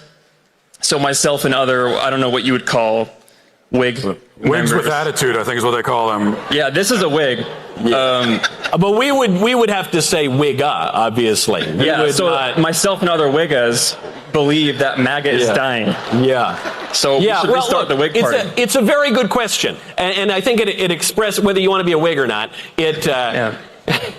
for all my Whiggers in the room, there are plenty of. I'm a Wigger. Maybe some Tories. I don't. Yes. But I Wigger, think, please.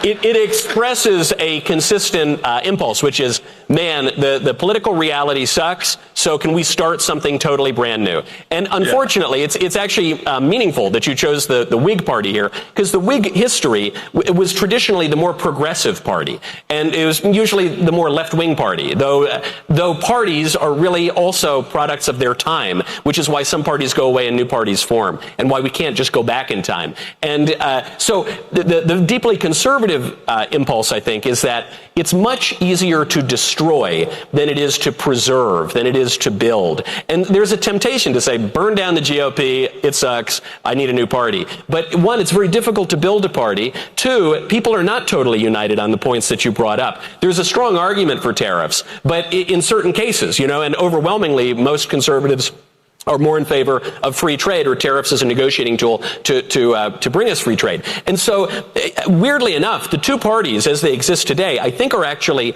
relatively coherent. To your point on Catholics, being kicked out of the GOP, I don't think we're at any risk of that. We currently have the first ever practicing Catholic vice president in American history. That's pretty good. We have Catholics all over the administration. You mentioned that unfortunate Truth Social post from the president. Well, I'm very happy to say he took it down. And President Trump never takes anything down, and he never admits that anything was even slightly inappropriate. So the fact that he did that, I thought, was actually pretty meaningful. I don't see a big divide between the Catholics and the evangelicals. I am a mackerel-snapping papist, okay? I am rather Catholic. I come from a line of Puritans and Protestants all the way back to the Mayflower, which is an excellent cigar, by the way. But, thank you very much.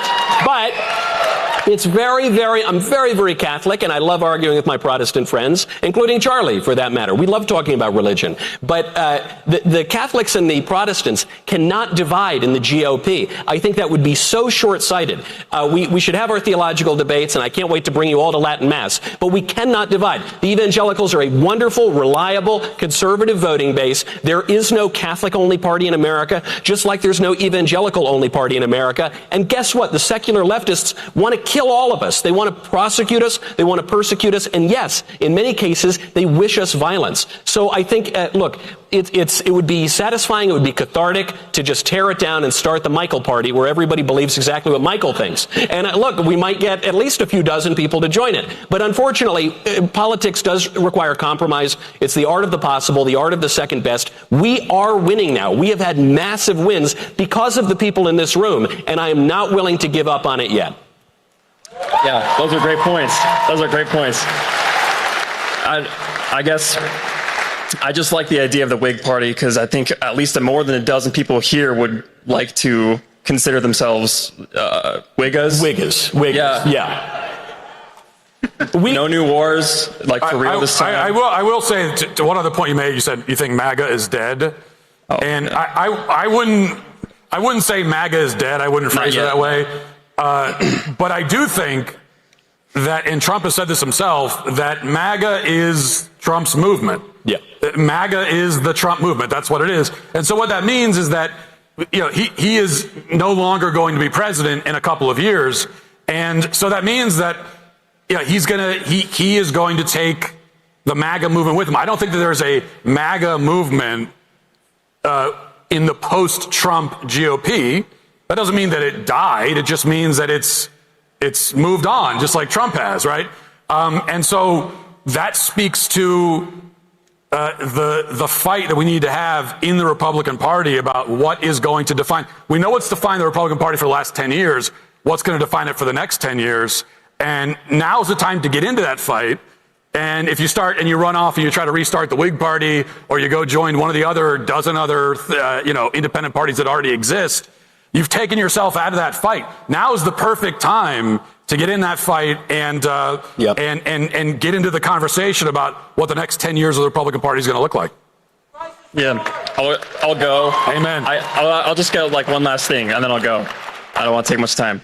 So I think we've reached like an agreement then. So after Trump goes, I think the Whig Party should come in. You just like the name. You just like No, I've been doing a lot of research. We can have red do-rags or something. Yeah, that'll replace the hat. wigs. But I think it can replace MAGA as the Republican powerhouse. That's my thesis to you guys. That's all I have to say. All right. Thank you. Rob, thank you.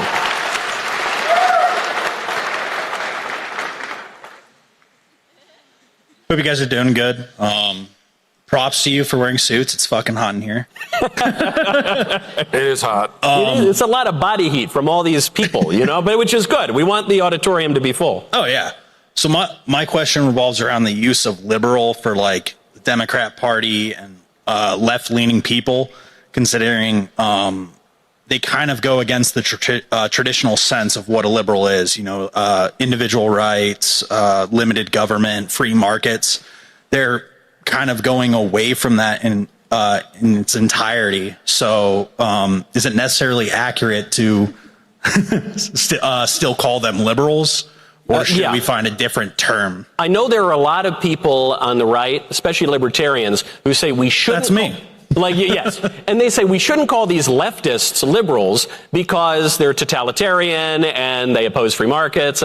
So I get it. I see that observation. I think the reason why it's fair and helpful, actually, is because socialism, communism, all of these other left-wing ideologies are derivatives of liberalism, even the classical kind of liberalism. Because the problem with liberalism in all of its forms is that it has a false view of human nature, that at risk of oversimplifying, says that man is fundamentally an individual, that individual autonomy is the most important and maybe the exclusive political good, that therefore consent is the only moral consideration, and you should just, you do you and I'll do me and stop telling me what to do. That is the origin of all of those left-wing ideologies.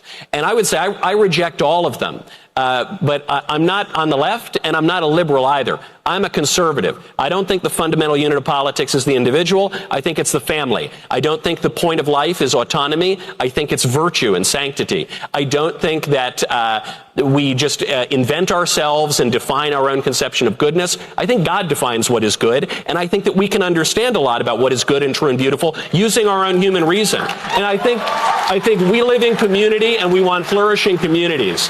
So we don't want to be leftists, but we don't want to be liberals either. We want to be conservatives, which is a beautiful thing to be. I think we should also remember that your average liberal, leftist, whatever, isn't worried about those distinctions, and I think in many cases doesn't have very much of a coherent worldview, or certainly political view.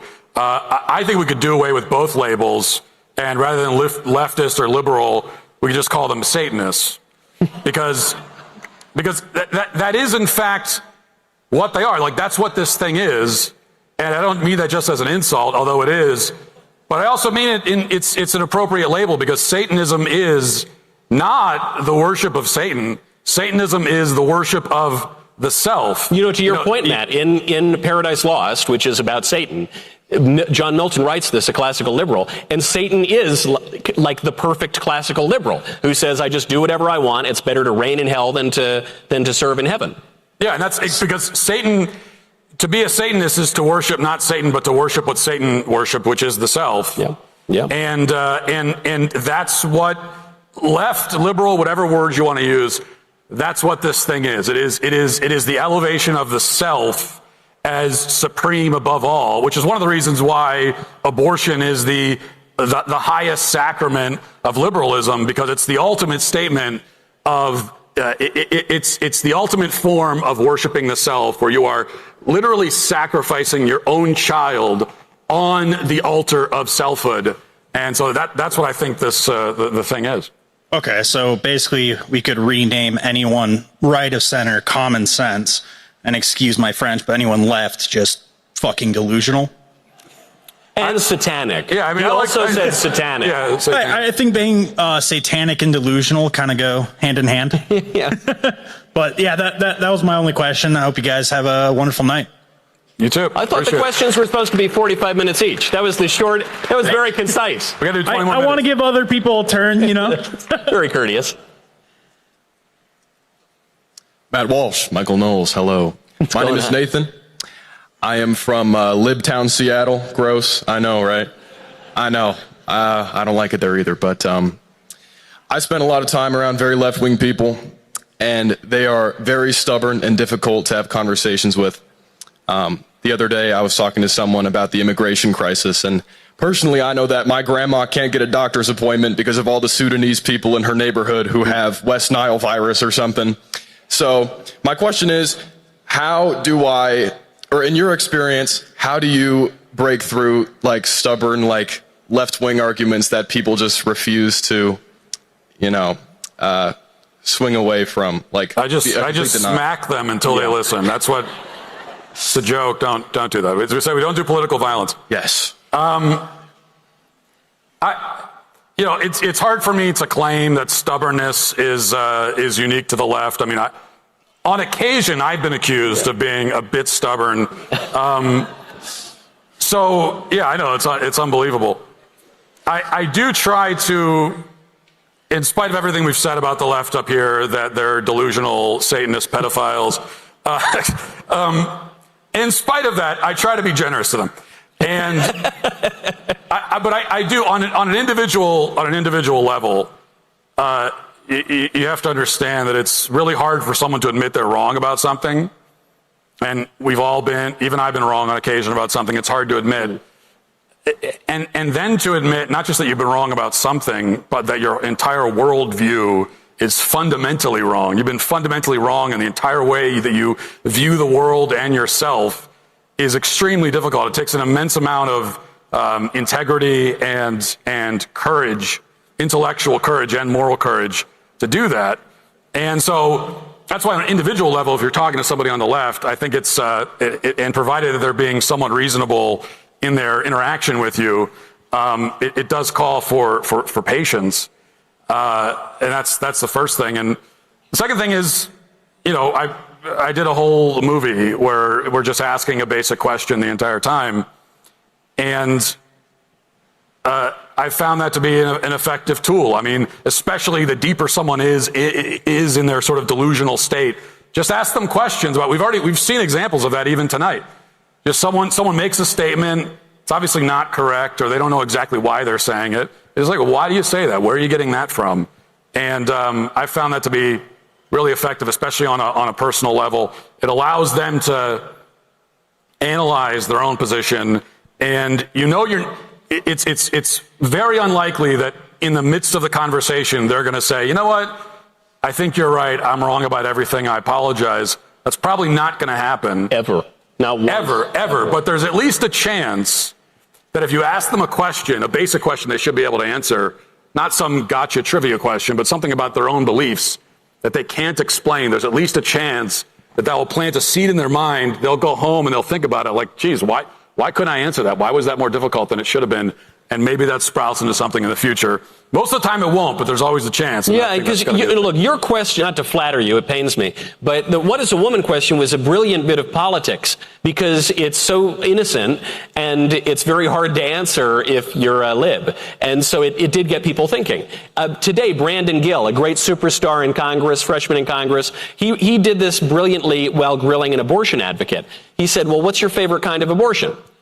And it's a brilliant question. He went in to describe all the grisly kinds with vacuums and razors and forceps and clamps. I mean, they're all grisly. That's what abortion is. It's killing a baby. But that question was brilliant. It was very much in the line of what is a woman. Because if you're an abortion advocate, surely you must have a favorite kind of abortion. You advance abortion. You advocate for it. But no one can say, well, how dare you ask if I have a favorite kind of abortion? Well, why? Why? What is so gross about that? What is so repellent about that idea? And it gets them to think. And in order to ask that question, look, you can be winsome, you can be nice, you can wink at them, you can be real cute. But fundamentally what you have to do is you need to establish for these people, and I hope it's sincere, that you want what is good for them. You actually have their good at heart. You know, when St. Paul says you can have all the virtues, but if you lack charity, you have nothing, he means it, and he's right.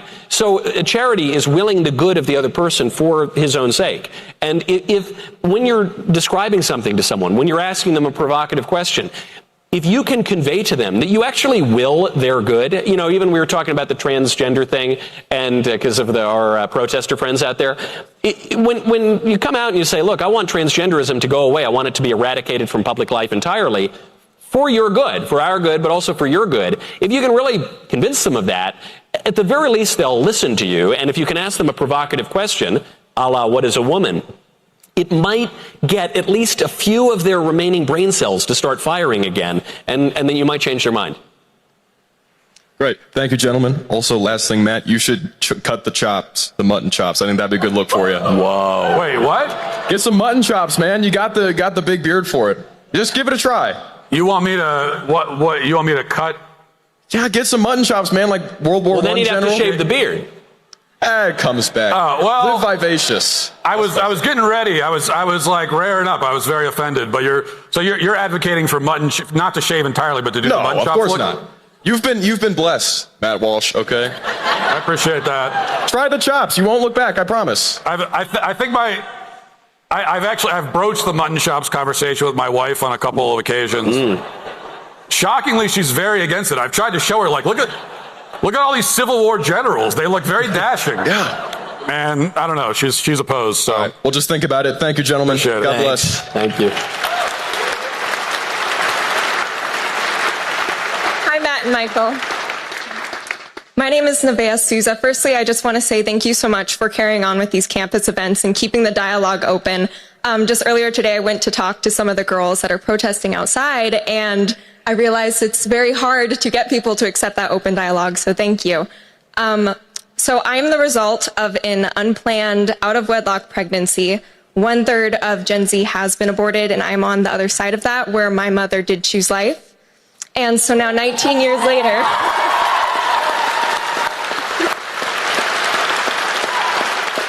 So 19 years later, her and I are partnering now on a pro-life children's book to counter the propaganda of the abortion industry and to try to advocate for the lives of the unborn.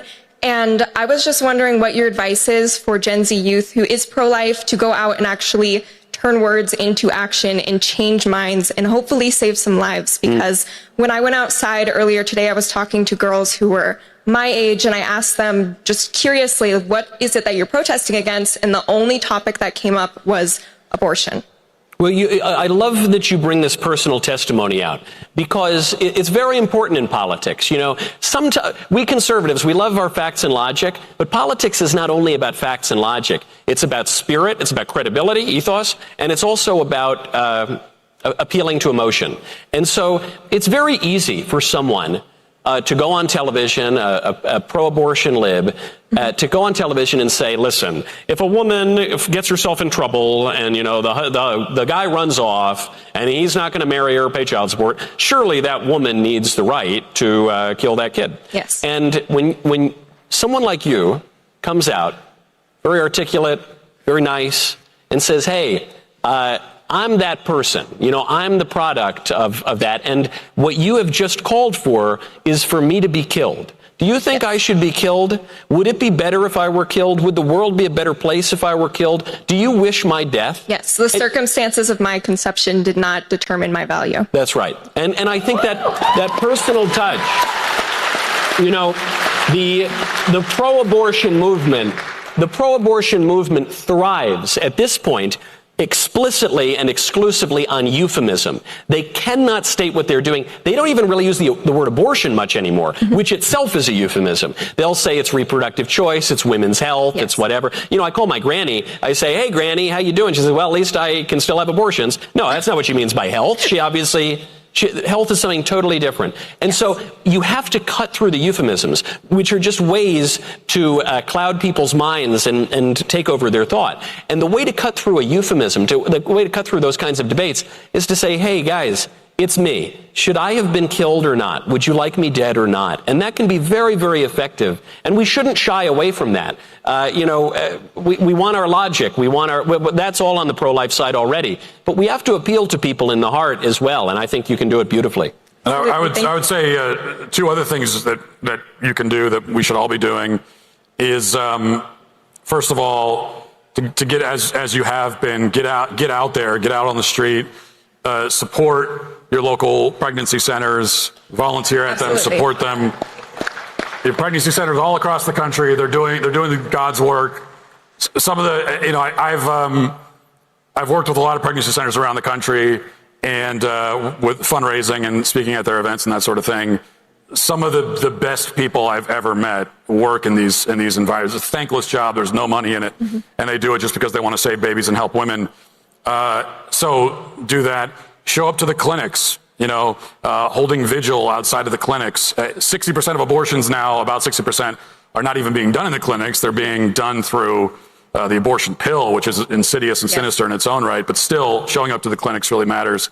So that's really important to you know, on the street level activism. Pro-lifers, conservatives in general have historically been really bad at that. Pro-lifers are the exception. Pro-lifers are great at it. And it's why pro-lifers have been notching win after win after win. And then the second part of it is, you know, having families, like getting married, having kids, showing that it's a wonderful, beautiful thing to have children. I think it's one of the most effective ways to fight back against the culture of death and the celebration of abortion. Like, there's just no way when you hear the way the left talks about, to Michael's point about euphemism, the way they talk about unborn children, using the word like fetus, which is just like Latin for offspring, so it just means like it's not a child, it's an offspring. Like, okay, or a clump of cells. You know, and then when you have children, you see how absurd that characterization is. This miraculous, beautiful child, you're calling just a clump of cells. Go to your local Walmart. There are a lot of people walking around far clumpier than your average infant, first of all. So, and I love Walmart. Walmart's great. But, you know, that kind of language, if you're going to use that language, you could apply it to any person.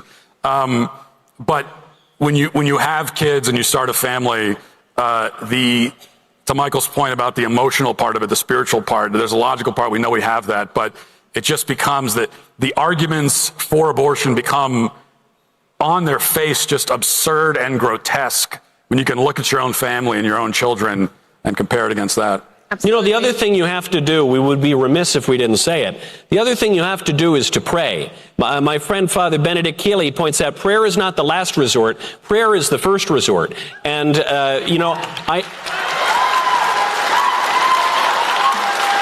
this is something, I know we're over time here, but this is something a lot of people, when our fearless leader was killed, a lot of people wanted to purport to say what Charlie would have thought, what Charlie would have done, what Charlie would have wanted for this issue or that issue. And, you know, I think I speak for Matt here too, which is, even if we have a view of what Charlie might have said about this or that, that's not our place to say. You know, Charlie did his part, and now, you know, we pray for him. The one thing that I do know, though, is that the faith is the most important thing to Charlie. It's what he most wanted to be remembered for. I know with certainty that he would absolutely tell everyone to continue to pray, to treat prayer as the first resort, to recognize that our country will be one nation under God, or we won't be a nation at all. And that is the beginning, that is the source and summit of all of our national greatness and our personal greatness. And that is ultimately what is going to guide us, not just to the terrestrial homes that we have on earth, but it will guide us to our heavenly home, which is where we're all after as well. That this politics is really a way for us to get back to where we all belong together. Absolutely. Yeah. And one more thing I wanted to add was, I don't know if you remember, but I've met you guys a couple times at the backstage at the Ryman, and we went to the Daily Wire studio, and Matt was actually on my parents' podcast. We are going on a book tour later this fall, and we'll be back in your studio. So we are wanting to get on Michael's show. We were wondering. I'm in. That was the best pitch I've ever had. If you ever want to get on my show, show up to a room of 1,500 people and pitch it on air. You're in. You're in. I'll bring the cigars. Thank you so much. Okay, I'm told there are going to be 2 more questions, and then we're getting the curtain. Awesome. Well, first off, thank you guys so much, Matt and Michael, for coming to Idaho. Isn't this awesome that we have this in Idaho? I feel like we don't have anything out here. But thank you. And I love that about you guys. And I also love that you guys aren't afraid to talk about God. And I know that that was one of Charlie's big things. And that's just one of the things that I love to talk about and one of the things that I'm most fired up about. So I have a question for you two that I would love to pick your guys' brain on, because I'm not sure if you guys have responded on this elsewhere. But one of the most important questions that I think that we as people need to grapple with is, do you know for sure where you will go when you die? And I would like to see what you guys think about that question. He's going to hell. I hope not. Would you ask if I know where he's going when he dies? No, you. Oh, you me personally, yes. Do you know for sure where you will go when you die? I don't. Okay. I trust and I have hope in our Lord. I trust in Jesus, and I consider hope to be a theological virtue and a demand, not just a nice feeling, but a demand that goes along with faith and charity, without which we have nothing. However, I know that God respects my free will. And so God saves me. I don't save myself. God saves me. His grace comes down the mountain and reaches out to me despite all of my failures. And then when I cooperate with his grace, my life is really great. And then I screw it up. And I screw it up again and again and again. But I know that God absolves me. He gives me a way to be absolved. And he tells us this in the Gospels. He tells to his apostles and to their successors. He says, I give you receive the Holy Spirit. You have the power to forgive sins. Whose sins you forgive are forgiven, and whose sins you retain are retained. He gives us a visible church and sacraments, and he allows us to take himself into us, the only food that does not dissolve and become like us when we eat it, but it actually makes us into him. So I know all of that, and I have great confidence in that. And I know my own frailties, and I pray to God to preserve me from temptation, as the Lord teaches us in his prayer, in the Lord's Prayer. But I know that I have free will. I know that there are sins, all of which are unrighteous, as St. John tells us, but some sins are mortal. Some sins are deadly. They can sever that saving grace. And so I pray that I don't fall into temptation. When I do, I say my act of contrition. I pray to God personally in my room, and then I run off to a box to tell a priest who I believe that God has appointed in his stead. And he says these words through the sacrament, a sacrament which is a visible connection of the metaphysical to the physical, of God to man, to say, ego te absolvo, I absolve you of your sins. And then I go about and I cooperate with God's grace, and life makes, not only do I look forward to heaven, but life makes a lot more sense in that way, which is why when I say my act of contrition, I say I'm sorry for my sins because I dread the loss of heaven and I dread the pains of hell. But most of all, because my sins offend you, God, who are all good and deserving of all my love. And I recognize that sin is always prowling for us, but there are these guardrails that are not just technicalities, but they're a way to preserve a relationship of grace, a pure relationship of grace that God offers to me, that God willing I will persevere in to the end of my life, such that I can say, I've kept the faith, I've finished the race, and I get to be with God forever.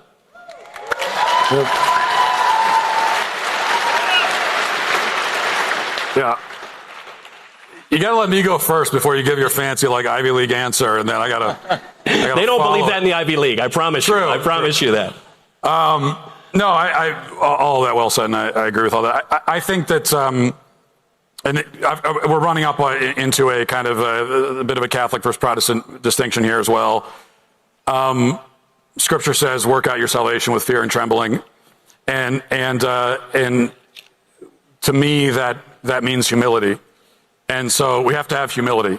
Hope is a virtue, humility, and humility means I would look at it like this: when you die, and you've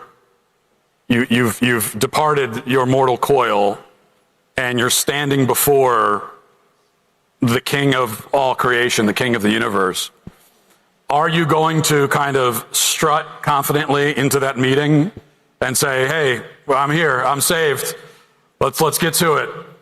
Are you going to strut confidently up to God, or because I think I will be on my knees before the Lord in abject, absolute humility, throwing myself at the mercy of God, who knows everything.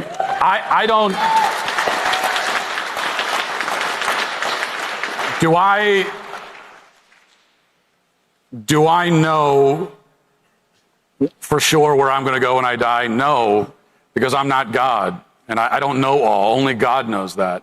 That's information that only God has. That's a judgment that only God can make. And so in that meeting, when it comes, it will be glorious and beautiful and beyond imagining, but also terrifying, and a moment for absolute and total humility, throwing yourself on the mercy of God. Yeah, thank you guys for your answer here.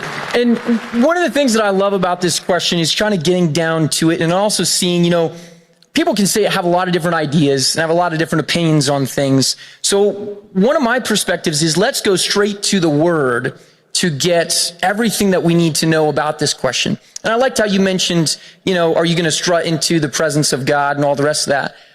But 1 John 2:28 tells us, beloved, abide in him so that when he appears, we may have confidence before him. And the Bible says you can have that confidence. And 1 John 5:13 tells us that you can, in that you need to know that you have eternal life. He says, I've written these things to those who believe in the name of the Son of God, that you may know that you have eternal life. And this is one of those things that I think when you go to, and maybe when we can set aside, listen, y'all tear down liberals all day long for not having their facts grounded in the truth, right? So we can all agree on that. And one of the things that I think is when we go to God's Word as our ultimate standard, and we go specifically to the one book of the Bible that's written specifically to tell people everything they need to know about how to get eternal life. That's the book of John. Purpose statement, John 20, 30, and 31. To tell them everything they need to know over and over again.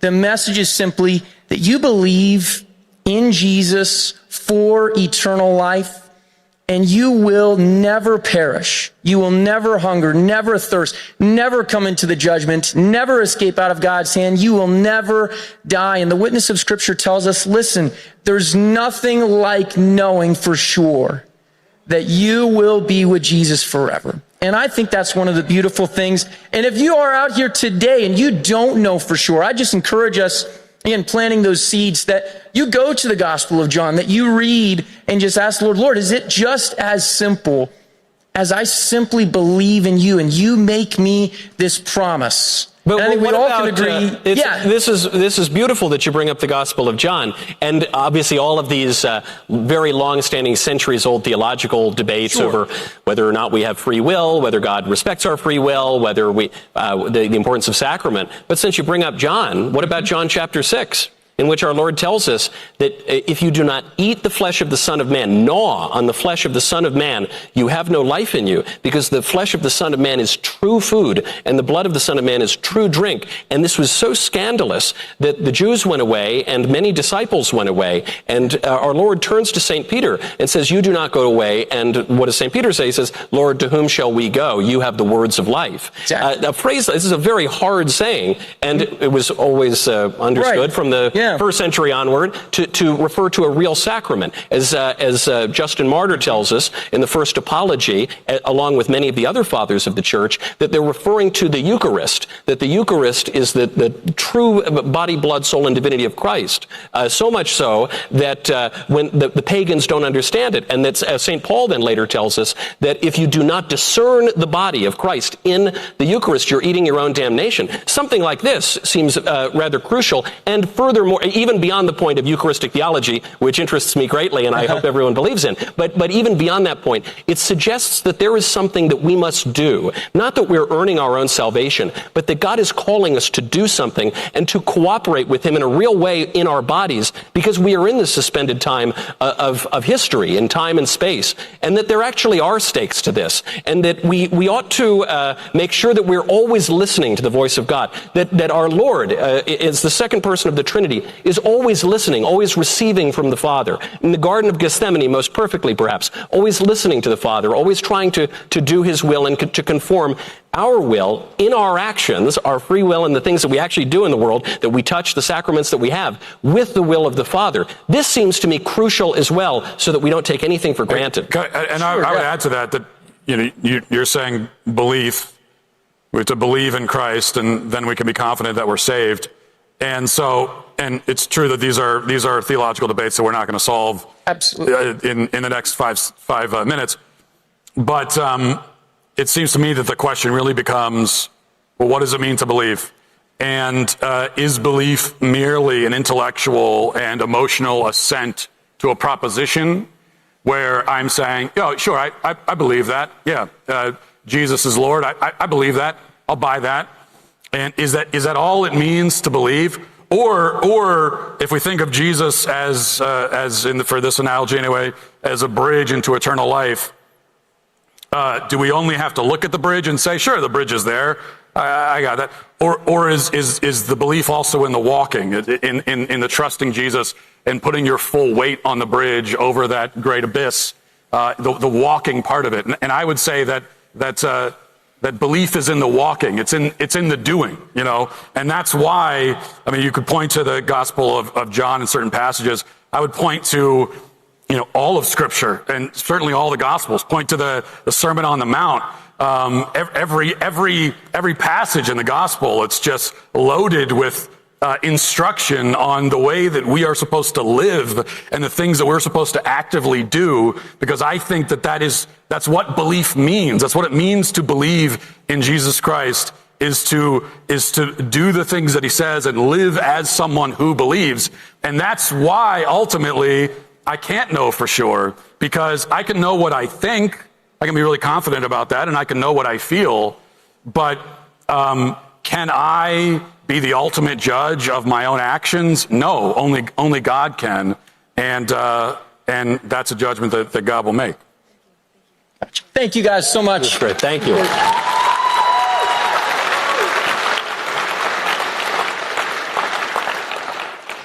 Hi, my name's Bryce. I came here from Billings, a 10-hour drive. I want to be a priest when I grow up. I just wanted to ask, what would your advice be? Don't be a Jesuit. I don't mean to no, there were good Jesuits sometimes, and that's great news. How old are you? 10. This is like the biggest Why? I think it's a wonderful thing. Why have you decided you want to be a priest? Kind of just because God's calling me. Awesome. Love it. That's Love amazing. it, man. That's beautiful. You know, this is great. This is so wonderful. I don't need to give you advice. I think you at 10 years old probably need to give me advice. This is really great. There are many moments when you work in politics, you feel jaded. You say all hope is lost. The culture is dying. No one has the right ideas anymore. And then you meet a 10-year-old kid who says, I want to serve God and be a priest. And you say, guys, we're going to make it. You know, we're just going to make it.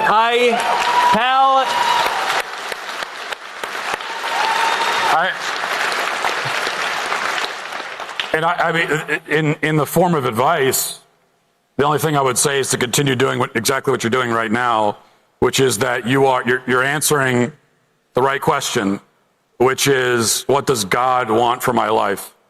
Now, most people, kids and adults, most adults, if you were to ask them you ask them what they do for a living or how they decided to live, what their lifestyle is, and they'll tell you, and you ask why, and they'll say something along the lines of, well, it's what I want to do. It's what I felt would be the best for me, or something like that. But the real answer, what we should all be doing, what we should all be trying to discern, is not what we want to do, but it's why has God put us here? I mean, God created all of us, which is an amazing fact, that we were all created. We are all intentional creations of the Lord of the entire universe, the God that made by hand tens of billions of entire galaxies, also created all of us. And he did that for each of us for a specific reason, to come into this world and do something.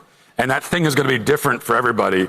And so our job first is to prayerfully discern what that thing is, to ask God It's like, I know what I want to do, but God, what do you want me to do?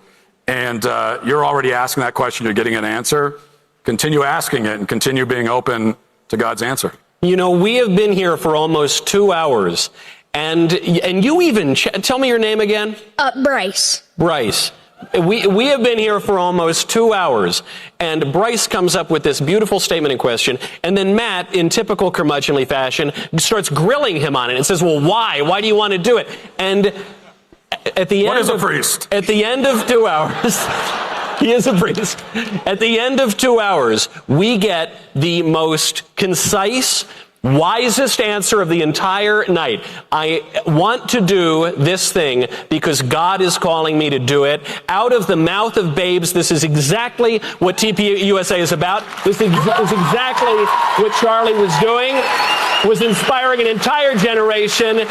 One of the most beautiful answers I've ever heard at any event. Thank you so much, Bryce. Thank you to all of you for being here. Wonderful to be with you. Thank you. Thank you very much. We're at time. Thank you very much.